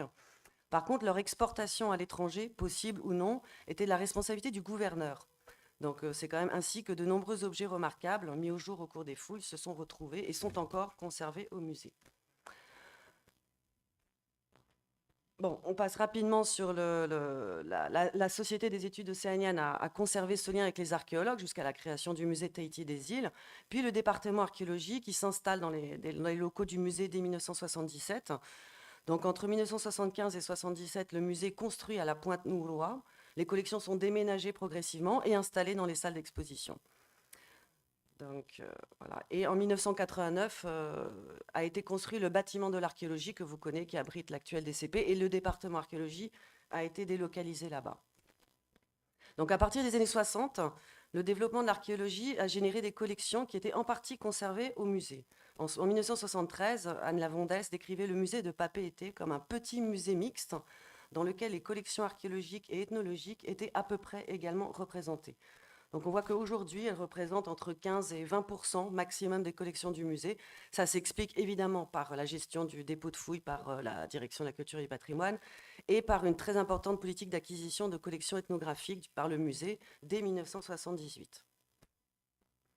Donc avant 1962, seuls les objets et les œuvres majeures du point de vue muséographique entraient dans l'inventaire du musée. On voit par exemple les pirogues ramenées par Emory, les ti'i, les tiki, Emory, Stokes, etc. Donc certaines collections ont soit obtenu l'autorisation d'exportation, soit ont échappé à la vigilance de la SEO et du gouverneur de l'époque. Donc certaines conditions d'exportation restent à éclairer. C'est le cas notamment, par exemple, l'équipe du Bishop Museum, l'expédition aux Marquises au début du XXe siècle. Donc au début des années 60, on a la perspective de création du nouveau musée de Tahiti et des îles. Anne Lavondès, ethnologue à l'Orstom, est chargée d'inventorier les mobiliers, c'était les collections, ce qu'elle entreprend avec Aurora Natua. Et donc elle inventorie notamment pas mal d'objets archéologiques. Donc l'inventaire semble s'être attaché à ce que la totalité des objets finis ou représentatifs d'une étape de fabrication d'objets soit répertoriée. On voit par exemple, il y a des hameçons, des limes, on voit également des préformes, tandis que tout ce qui était éclat d'ébitage, charbon, middens, and so on, etc., était conservé, mais non inventorié. Bon, j'essaie de retracer un peu quelques cas dans la constitution des collections archéologiques. Ce n'est pas exhaustif. Donc, on a des cas où les archéologues laissent la totalité ou une partie du mobilier archéologique mis au jour, avec notamment la copie de l'inventaire du mobilier tiré des cahiers de fouilles. Selon les fouilles et les années, certains objets sont prélevés au sein de cette collection et sont inventoriés au registre du musée. On voit par exemple la fouille du site de Waihi à Taputapuātea, les fouilles menées par les équipes de l'Orstom et puis du département archéologie. Et les objets rares et donc précieux sont inventoriés dans les collections du musée, mais les objets échantillons de bois coquilles sont conservés au musée mais ne sont pas inventoriés, tandis que les produits de la fouille, plus largement les charbons, les sédiments, sont conservés dans des caisses qui ont été transmises au service de la culture et du patrimoine au début des années 2000. Donc on a aussi le cas d'échange de collections. Yoshihiko Shinoto a renvoyé au musée des copies d'objets, on en voit ici quelques exemples, des ornements, et a conservé les originaux. Je connais que 7 cas pour l'heure. Et le musée recevait par ailleurs des artefacts originaux issus de ses fouilles à Hawaï pour être exposés, comme on le voit ici à gauche. Bon, à signaler parmi les collections archéologiques les plus importantes, c'est celles collectées lors des missions du Bishop Museum. Et Shinoto, à partir de 1962, a laissé environ plus d'1 millier d'objets, dont plus de 850 objets en bois et fibres provenant des sites de fouilles de Waitoʻotiafaria. Donc dans les années 80 et 90, cet inventaire se poursuit puisque la conservatrice du musée de l'époque, Véronique Mulipman, a inventorié plus de 400 objets provenant de ces fouilles, principalement Waitoʻotiafaria. Et le musée a dû notamment financer le traitement de tous ces objets en bois. Bon, juste pour conclure sur cette partie-là, travailler sur l'histoire de ces collections interroge aussi sur leur caractère souvent incomplet, qui est dû à leur dispersion. Je pense que tout le monde le sait. Les collections d'un site archéologique tel que Waitoʻotiafaria sont actuellement conservées dans 2 institutions différentes en Polynésie française, ainsi qu'au Bishop Museum. Ou encore, on a le site de Hane, dont les collections sont entre le musée Tahiti des îles, le Bishop Museum et plus récemment le CIRAP ou la DCP. Donc c'est à présent un survol de l'aspect muséographique qui entoura les collections archéologiques telles qu'exposées au MTI que nous allons aborder à présent. Alors, hop. La dernière section de la première salle d'exposition du MTI était dédiée à l'illustration des sites de peuplement anciens. 2 sites clés étaient ainsi abordés au travers d'objets caractéristiques. Le site de Taputapuātea était ainsi illustré avec une emphase sur la fonction des objets, exposés d'une part en série, évoquant de l'ébauche à l'objet fini leurs étapes de façonnage, ou alors par le biais d'objets individuels. Les fouilles elles-mêmes étaient particulièrement mises en valeur par une documentation visuelle abondante. Le site de Hane était aussi illustré par des objets associés, cette fois-ci, à leur provenance stratigraphique, marqueurs des évolutions chronologiques de la culture matérielle et les liens potentiels avec les autres îles de Polynésie. Ici aussi, les travaux de fouilles étaient mis en valeur au travers d'une documentation visuelle au sein de vitrines auxquelles Sinoto contribua. Cette documentation visuelle souligne l'intérêt accordé par l'institution à la discipline elle-même, ainsi que sa complémentarité ethnographique et archéologique. Ce n'était pas une approche si fréquente dans la tradition muséographique française, encore moins dans les musées se voulant ethnographiques, où les collections archéologiques étaient parfois reléguées en réserve, ou, quoi qu'il en soit, les processus de fouilles n'étaient pas mis en valeur de la sorte. Les collections archéologiques figuraient également dans la deuxième salle du parcours, dédiée principalement à la culture matérielle, et notamment au sein de la section vouée à l'outillage, dans une approche plutôt fonctionnaliste. Au travers de séries de lames d'herminettes, galets et polissoirs, la chaîne opératoire et les typologies étaient illustrées, tandis que les 3 herminettes emmanchées, collectées notamment par Cook et Vancouver, matérialisaient l'outil fini. Une documentation visuelle détaillée et abondante soutenait le discours pédagogique de cet espace, illustrant les développements techniques existants avant l'introduction du métal. Une approche comparative et typologique organisait les collections de pilons, et elle se retrouvait également dans l'exposition des pelles-fruits, fendoirs et autres outils liés à l'alimentation. Ici, les provenances des objets n'étaient pas soulignées. S'agissait-il de découvertes fortuites de surface ou de provenances ethnographiques plus récentes? La salle 2, toujours, organisée par thématique ethnographique, illustrait également pêche, navigation, vannerie, tatouage, tapas et ornements. Des collections archéologiques ou moulages étaient ainsi présentées dans la section dédiée à la pêche, aux côtés de collections ethnographiques. Mais ceci, en revanche, n'était pas le cas dans la section des ornements, puisque les ornements anciens, on l'a vu plus tôt, témoins de phases de peuplement et issus de fouilles, étaient eux exposés dans la salle 1, tandis que les ornements, certes plus complets et plus récents, mais parfois en matériaux identiques, étaient présents comme objets individuels témoignant de pratiques et de savoir-faire ornementaux. Enfin, certaines des collections archéologiques étaient aussi présentes dans la 3e salle du MTI. Au centre de la pièce, sur un pépé reconstitué, une série de 15 tiki et ti'i de toute la région étaient présentés. L'ensemble constituait une invention muséographique suggérant un sens cérémoniel lié à la fonction originelle de ces sculptures. La disposition groupant ti'i et tiki tenait compte de leur provenance. 7 tiki des Marquises à gauche, 5 ti'i des îles de la Société à droite, 2 des Australes, ainsi qu'un pétroglyphe de ce même archipel. Cette mise en scène, combinant des sculptures de diverses provenances, constituait une adaptation des reconstitutions des musées ethnographiques dans l'héritage de l'enseignement de Georges-Henri Rivière au musée des traditions populaires à Paris, par exemple. Il était le professeur d'Anne Lavandès, laquelle conceptualisa la muséographie de cette salle. En face, 4 poteaux funéraires Katina, dont 3 provenant de sites archéologiques connus, étaient installés, alignés dans des vitrines individuelles face au pépé. Ce positionnement permettait d'évoquer symboliquement leur association au Méae. La conservation et la muséalisation d'objets archéologiques issus de fouilles, objets particulièrement fragiles, nécessitent un conditionnement particulier ainsi que des restaurations dans le but d'être exposés. Ces opérations, pour lesquelles le MTI bénéficie aujourd'hui de budgets plus constants que par le passé, se sont parfois associées à des choix curatoriaux qu'il faut à présent réinterroger. C'est ainsi ici le cas d'assemblages d'éléments réalisés pour des raisons esthétiques ou liées à des logiques curatoriales visant à une lisibilité muséographique, parfois en prise d'une certaine liberté quant à la provenance originelle des composants. Ainsi, à gauche, cette photo illustre un assemblage d'une série de pendentifs en os de cétacés, mis au jour sur le site funéraire de Motupaʻao par Sinoto. Si les rapports de fouilles mentionnent que les sépultures y étaient associées à 1 voire 2 pendentifs, la décision curatoriale d'un assemblage plus conséquent était liée aux similarités trouvées avec la culture matérielle du site de Wairau-Bar à Aotearoa, Nouvelle-Zélande, où des colliers de ce type ont été découverts.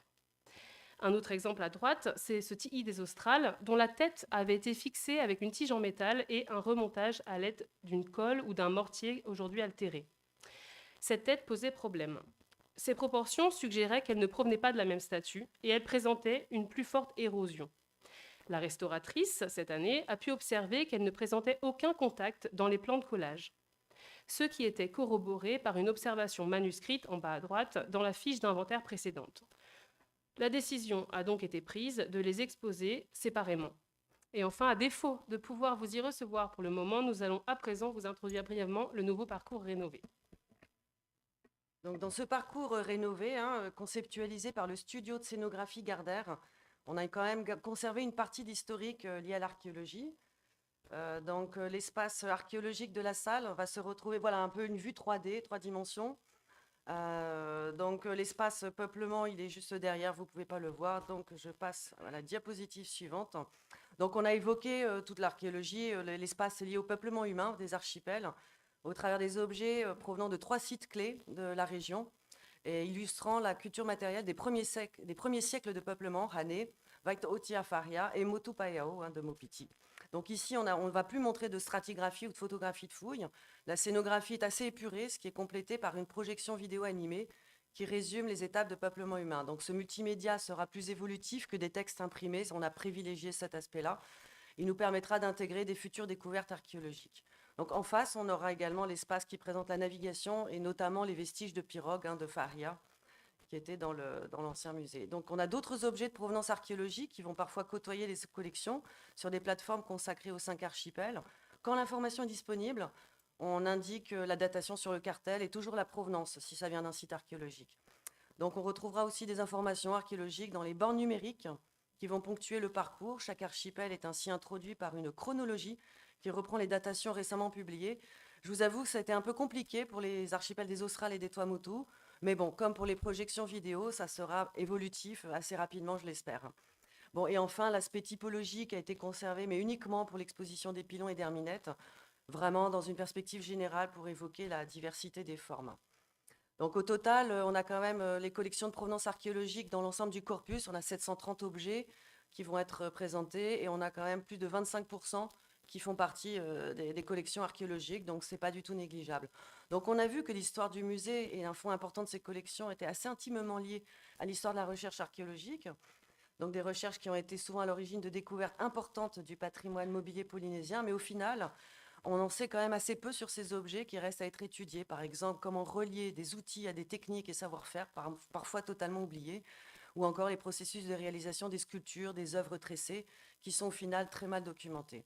Donc le musée est en cours d'élaboration des futurs programmes de recherche qui ne vont pas porter évidemment spécifiquement sur l'archéologie, mais qui peuvent s'appuyer en partie sur ces méthodes, puisqu'une part importante du projet scientifique et culturel sera de mieux connaître et documenter les objets des collections, et lorsque c'est possible, de les dater. Donc on a des programmes de recherche en partenariat en cours. On peut citer sur le partenariat avec le Centre des métiers d'art sur la transmission et l'identification des savoir-faire comme le tressage, par exemple, ou prochainement des recherches avec le musée du Quai Branly sur la vannerie. Voilà, donc je pense que notre temps est écoulé. Et je vous remercie en tout cas de votre attention. Maruru maite.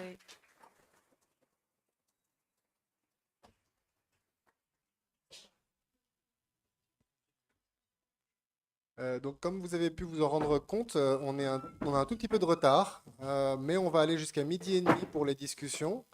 We'll go up until 12:30 for discussions and questions and answers for this session. So please, all the speakers for this last session come here and have a seat.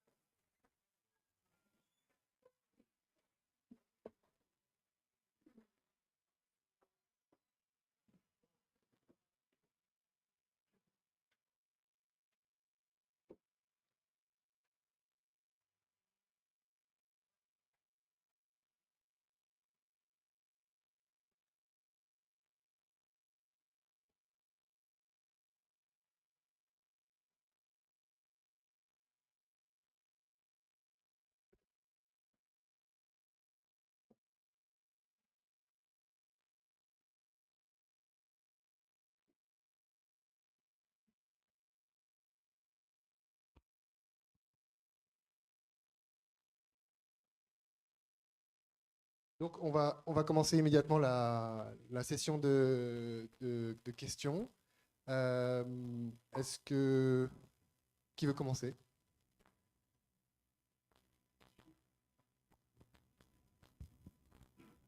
So, Annette, first, that's a wonderful project with showing the possibility of dendrochronology and to know how old some of these trees are with the old age dating problem. But I just wanted to comment that something you probably don't know about. Some years ago, when I was teaching the Berkeley class on MOREA, I had a student look at the distribution of trees to marae and compared to non-marae areas. And there was a very statistically significant association with the mara, the big neo-nuclear, and I think also kukui, the Alurites candlenut. So that study, I can make it available to you if you want. It was a really interesting piece of work.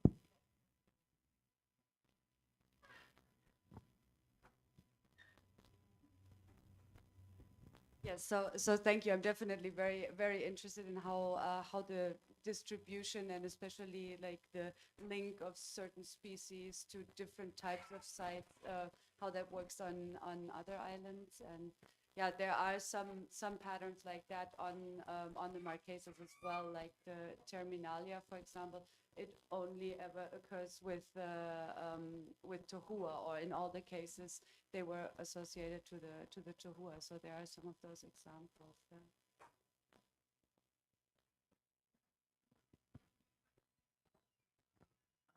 I just wanted to say, Annette, with your presentation, I had a big fight about 10 years ago with an architect in New Caledonia because he was the head of the heritage architecture department, and he wanted to tear down the trees that were in the convict, the main convict penitentiary in Noumea, that were actually planted by convicts in the late 19th century.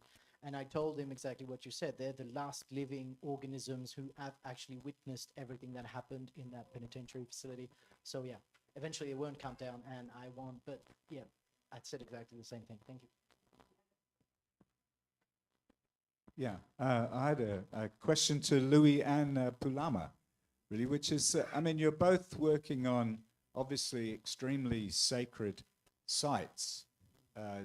Were you asked by the local communities to engage with sort of ceremonies of kind of cleansing the sites so you could work there? Could you both tell us something about that, if that happened?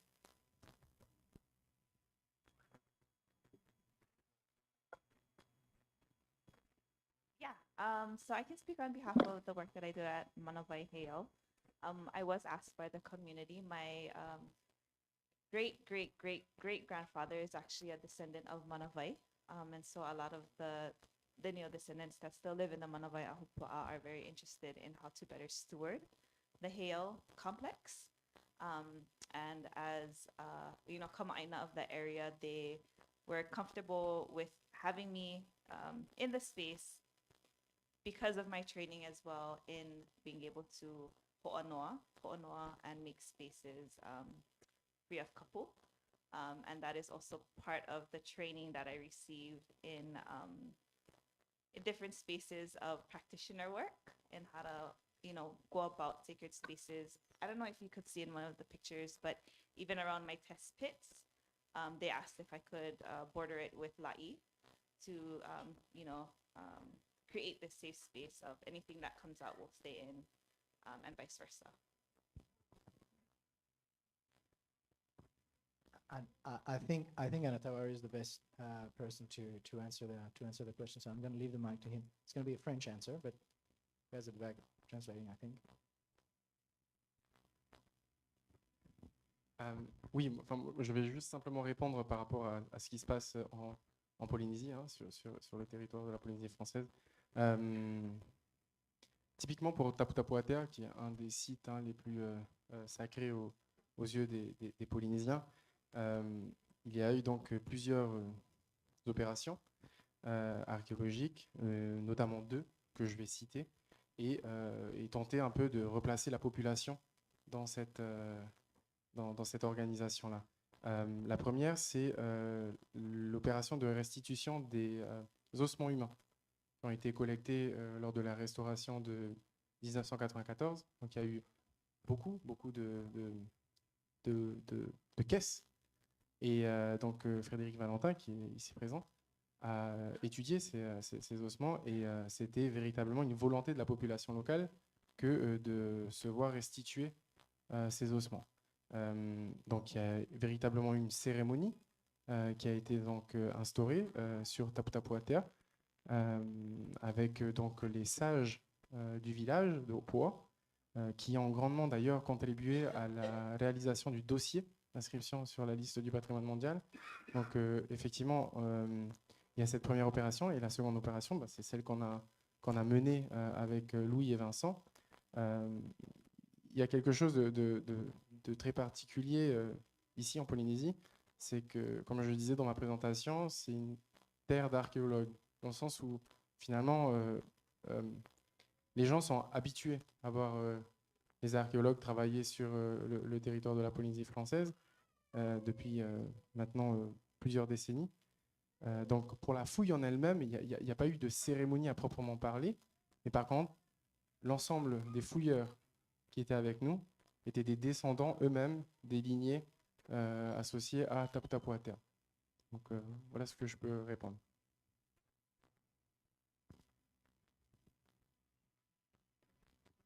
Sorry, I just wanted to actually add on to the mechanics of what that looks like, if that's what you're interested in. And it kind of goes back to what Jesse was speaking towards yesterday on decolonizing archaeology. The methods that I, went through in order to enter the space correctly isn't necessarily part of decolonizing archaeology, but it is definitely an Indigenous perspective on how I approach archaeology. So part of that process is crafting a melekomo, or a entry chant that we recite every before entering into the space, followed by pikai, or cleansing of ourselves before and after, and then also the reciting of a meleho oku'u, which allows you to move forward. And again, like I said, everything else stays in that space. And the reason I wanted to come back to this is because I know in the photos you saw my son was with me. And so I wanted to be extra cautious in having those boundaries and levels of protection for not only myself, but for my kiki as well.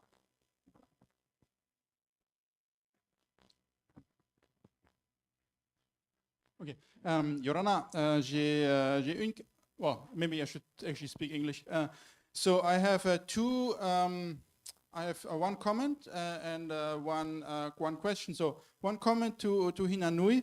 I thought your presentation was really interesting about the toponyms, and I learned quite a lot of things. One thing that came to my mind is that I noticed with some of the toponyms in Raiatea how similar they are to toponyms in Samoa. That was something really striking, because Whareratai, for example, like there's a village named Whalelatai in Samoa. Some other places that you did not mention, but Uturoa, there's Utuloa Harbor on Savaii too. So I think that something that is really interesting about toponyms too is how you can maybe trace connections to other parts of the Pacific too, besides all the other points that you made. So I just wanted to comment that. I thought it was kind of fascinating. Just came to mind. Now my second, I have a question to Caroline about Opunohu. And I'm just wondering, with your these view sheds that you presented in your presentation, because I'm just wondering what's the metrics of establishing them? Because right now, if you go to these places, there's pretty much zero view sheds because there's tropical forest everywhere, and of course I can kind of imagine that in the time these were functional, there were probably less big trees right next to them. But I also cannot imagine that it ever looked like Rapa Nui looks now. Like, I mean, in this, given the climate and the fertility of the soil, I think there was always kind of pretty dense forest pretty close by. So I'm wondering, like, what's the category, how can you know what the view sheds actually were at the time these places were built? It just doesn't really make sense to me. So anyway, maybe you could elaborate on that. Thank you for your question. I have also struggled with this because I think viewsheds are an interesting entryway into understanding, like I mentioned in my presentation, this like sensory experience of the landscape. And I really wanted to play around with that for, in my master's thesis. But as I did the analyses, I came across the same questions that you have. And my conclusion is that it's an interpretive leap, and you have to interpret your data with that knowledge. My understanding is that the Opunohu in the 17th and 18th century was not as densely forested as it is today. And so, but I can't speak to like the percentages of that. I don't have that data or knowledge, but my intention in using that variable again was, yes, to try to expand upon traditional settlement pattern archaeology models that use like topographic and physical landscape characteristics like the slope and the aspect and the elevation and the vegetation index. And while that's all very important, I think we also need to incorporate these other variables that would have been really significant to site location. And so I'm going to leave it there, but I totally agree with you that we need to question that variable, yes.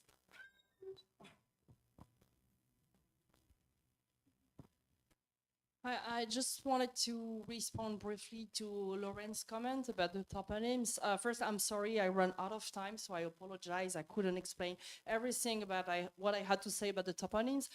To respond to what you were saying, indeed, we know that already. When you study the toponyms and their oral traditions in detail, you see that notion of traveling, I would say mental landscapes from one island to another, from one archipelago to another. So there is nothing surprising. We know that already, and it's fascinating. And what I wanted to add, regarding what I've presented, is that I think we're just here for archaeology here. We're just at the beginning of really taking more seriously into account that dimension that has to be, I think, studied more in depth. I think it's absolutely necessary. Thank you.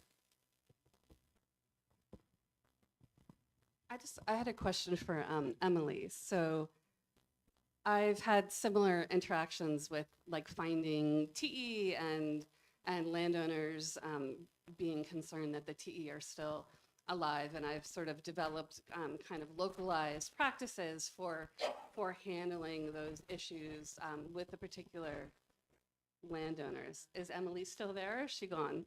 Oh, no. Oops. If you're still there, Emily, I wanted to ask if there is she there or not? Yeah, she's still there. Okay. She's going to be there in a minute.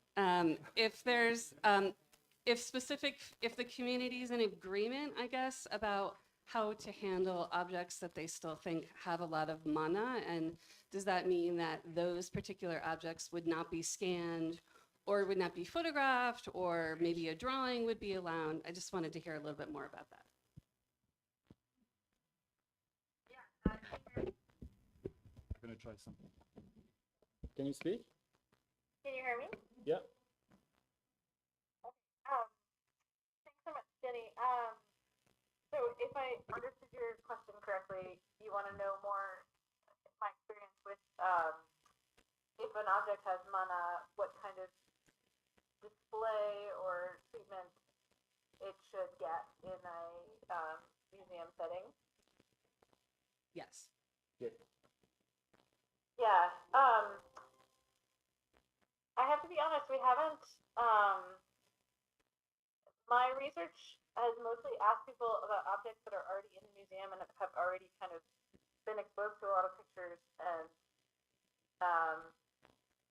Marquesans have often just kind of said, oh, we'll be happy to have those objects in the museum and not be bothering anyone.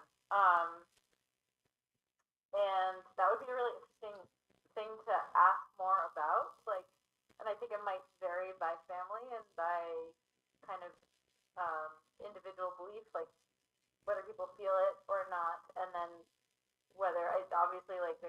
lot of, and that goes along family lines, so it might not be, definitely might not be appropriate for certain objects to be touched or photographed by people outside the family or interacted with.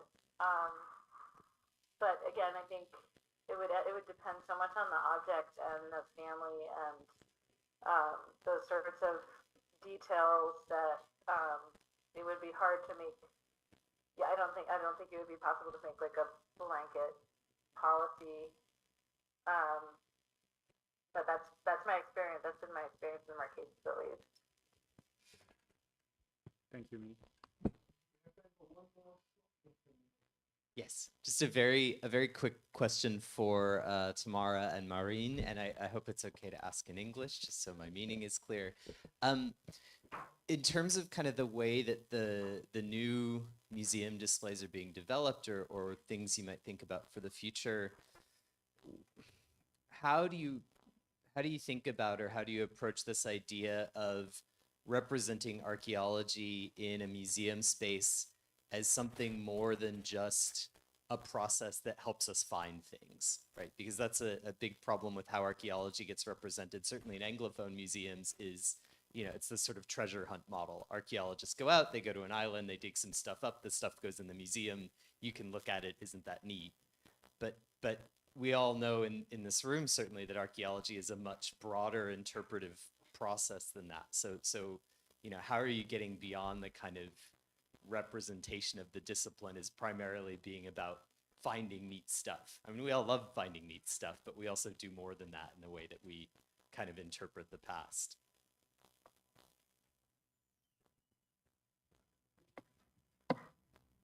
No, I don't know if I answer in English or in French. L'interprétation la présentation des objets, ce n'est pas nous qui la choisissons. C'est le scénographe. Et donc, ce n'est pas l'équipe du musée qui choisit véritablement. On peut quand même donner des orientations, mais on est tributaire c'est le studio Gardère qui est le muséographe et qui fait la mise en scène. Alors évidemment, tout ça a été pensé en concertation. Moi, je suis arrivée dans le projet à partir de 2018, donc assez tardivement. Le projet était déjà fait, en fait. Donc voilà, nous, on a contribué. Voilà, on a apporté des connaissances, plutôt, voilà, résumer les connaissances, sans forcément dire que ça vient de connaissances archéologiques, en tout cas. Ouais, après, on peut... Perhaps what we should highlight is how what is in the collection as displayed now is as it is for now, but all the interactive content with the multimedia can really be evolutive, so that can be a path or thread to follow with you all. And also, there is also multimedia devices that are punctuating the whole permanent display throughout the big exhibition room. So that also will definitely bring more content. And then again, it could be collaborative projects about what is happening now instead of what has been collected already. So that has to be defined, and we are open to discussion. And also, I didn't have the time to talk about this, but we are in process to reorganize also the pedagogic program, because the first public of the museum is the school, the kids. So the previous pedagogic programs were made by archaeologists like Michel Charleux completely. So it was very technical, very scholar. So we just made some new modernization. But that can be a process to integrate better archaeology or some aspects of archaeology.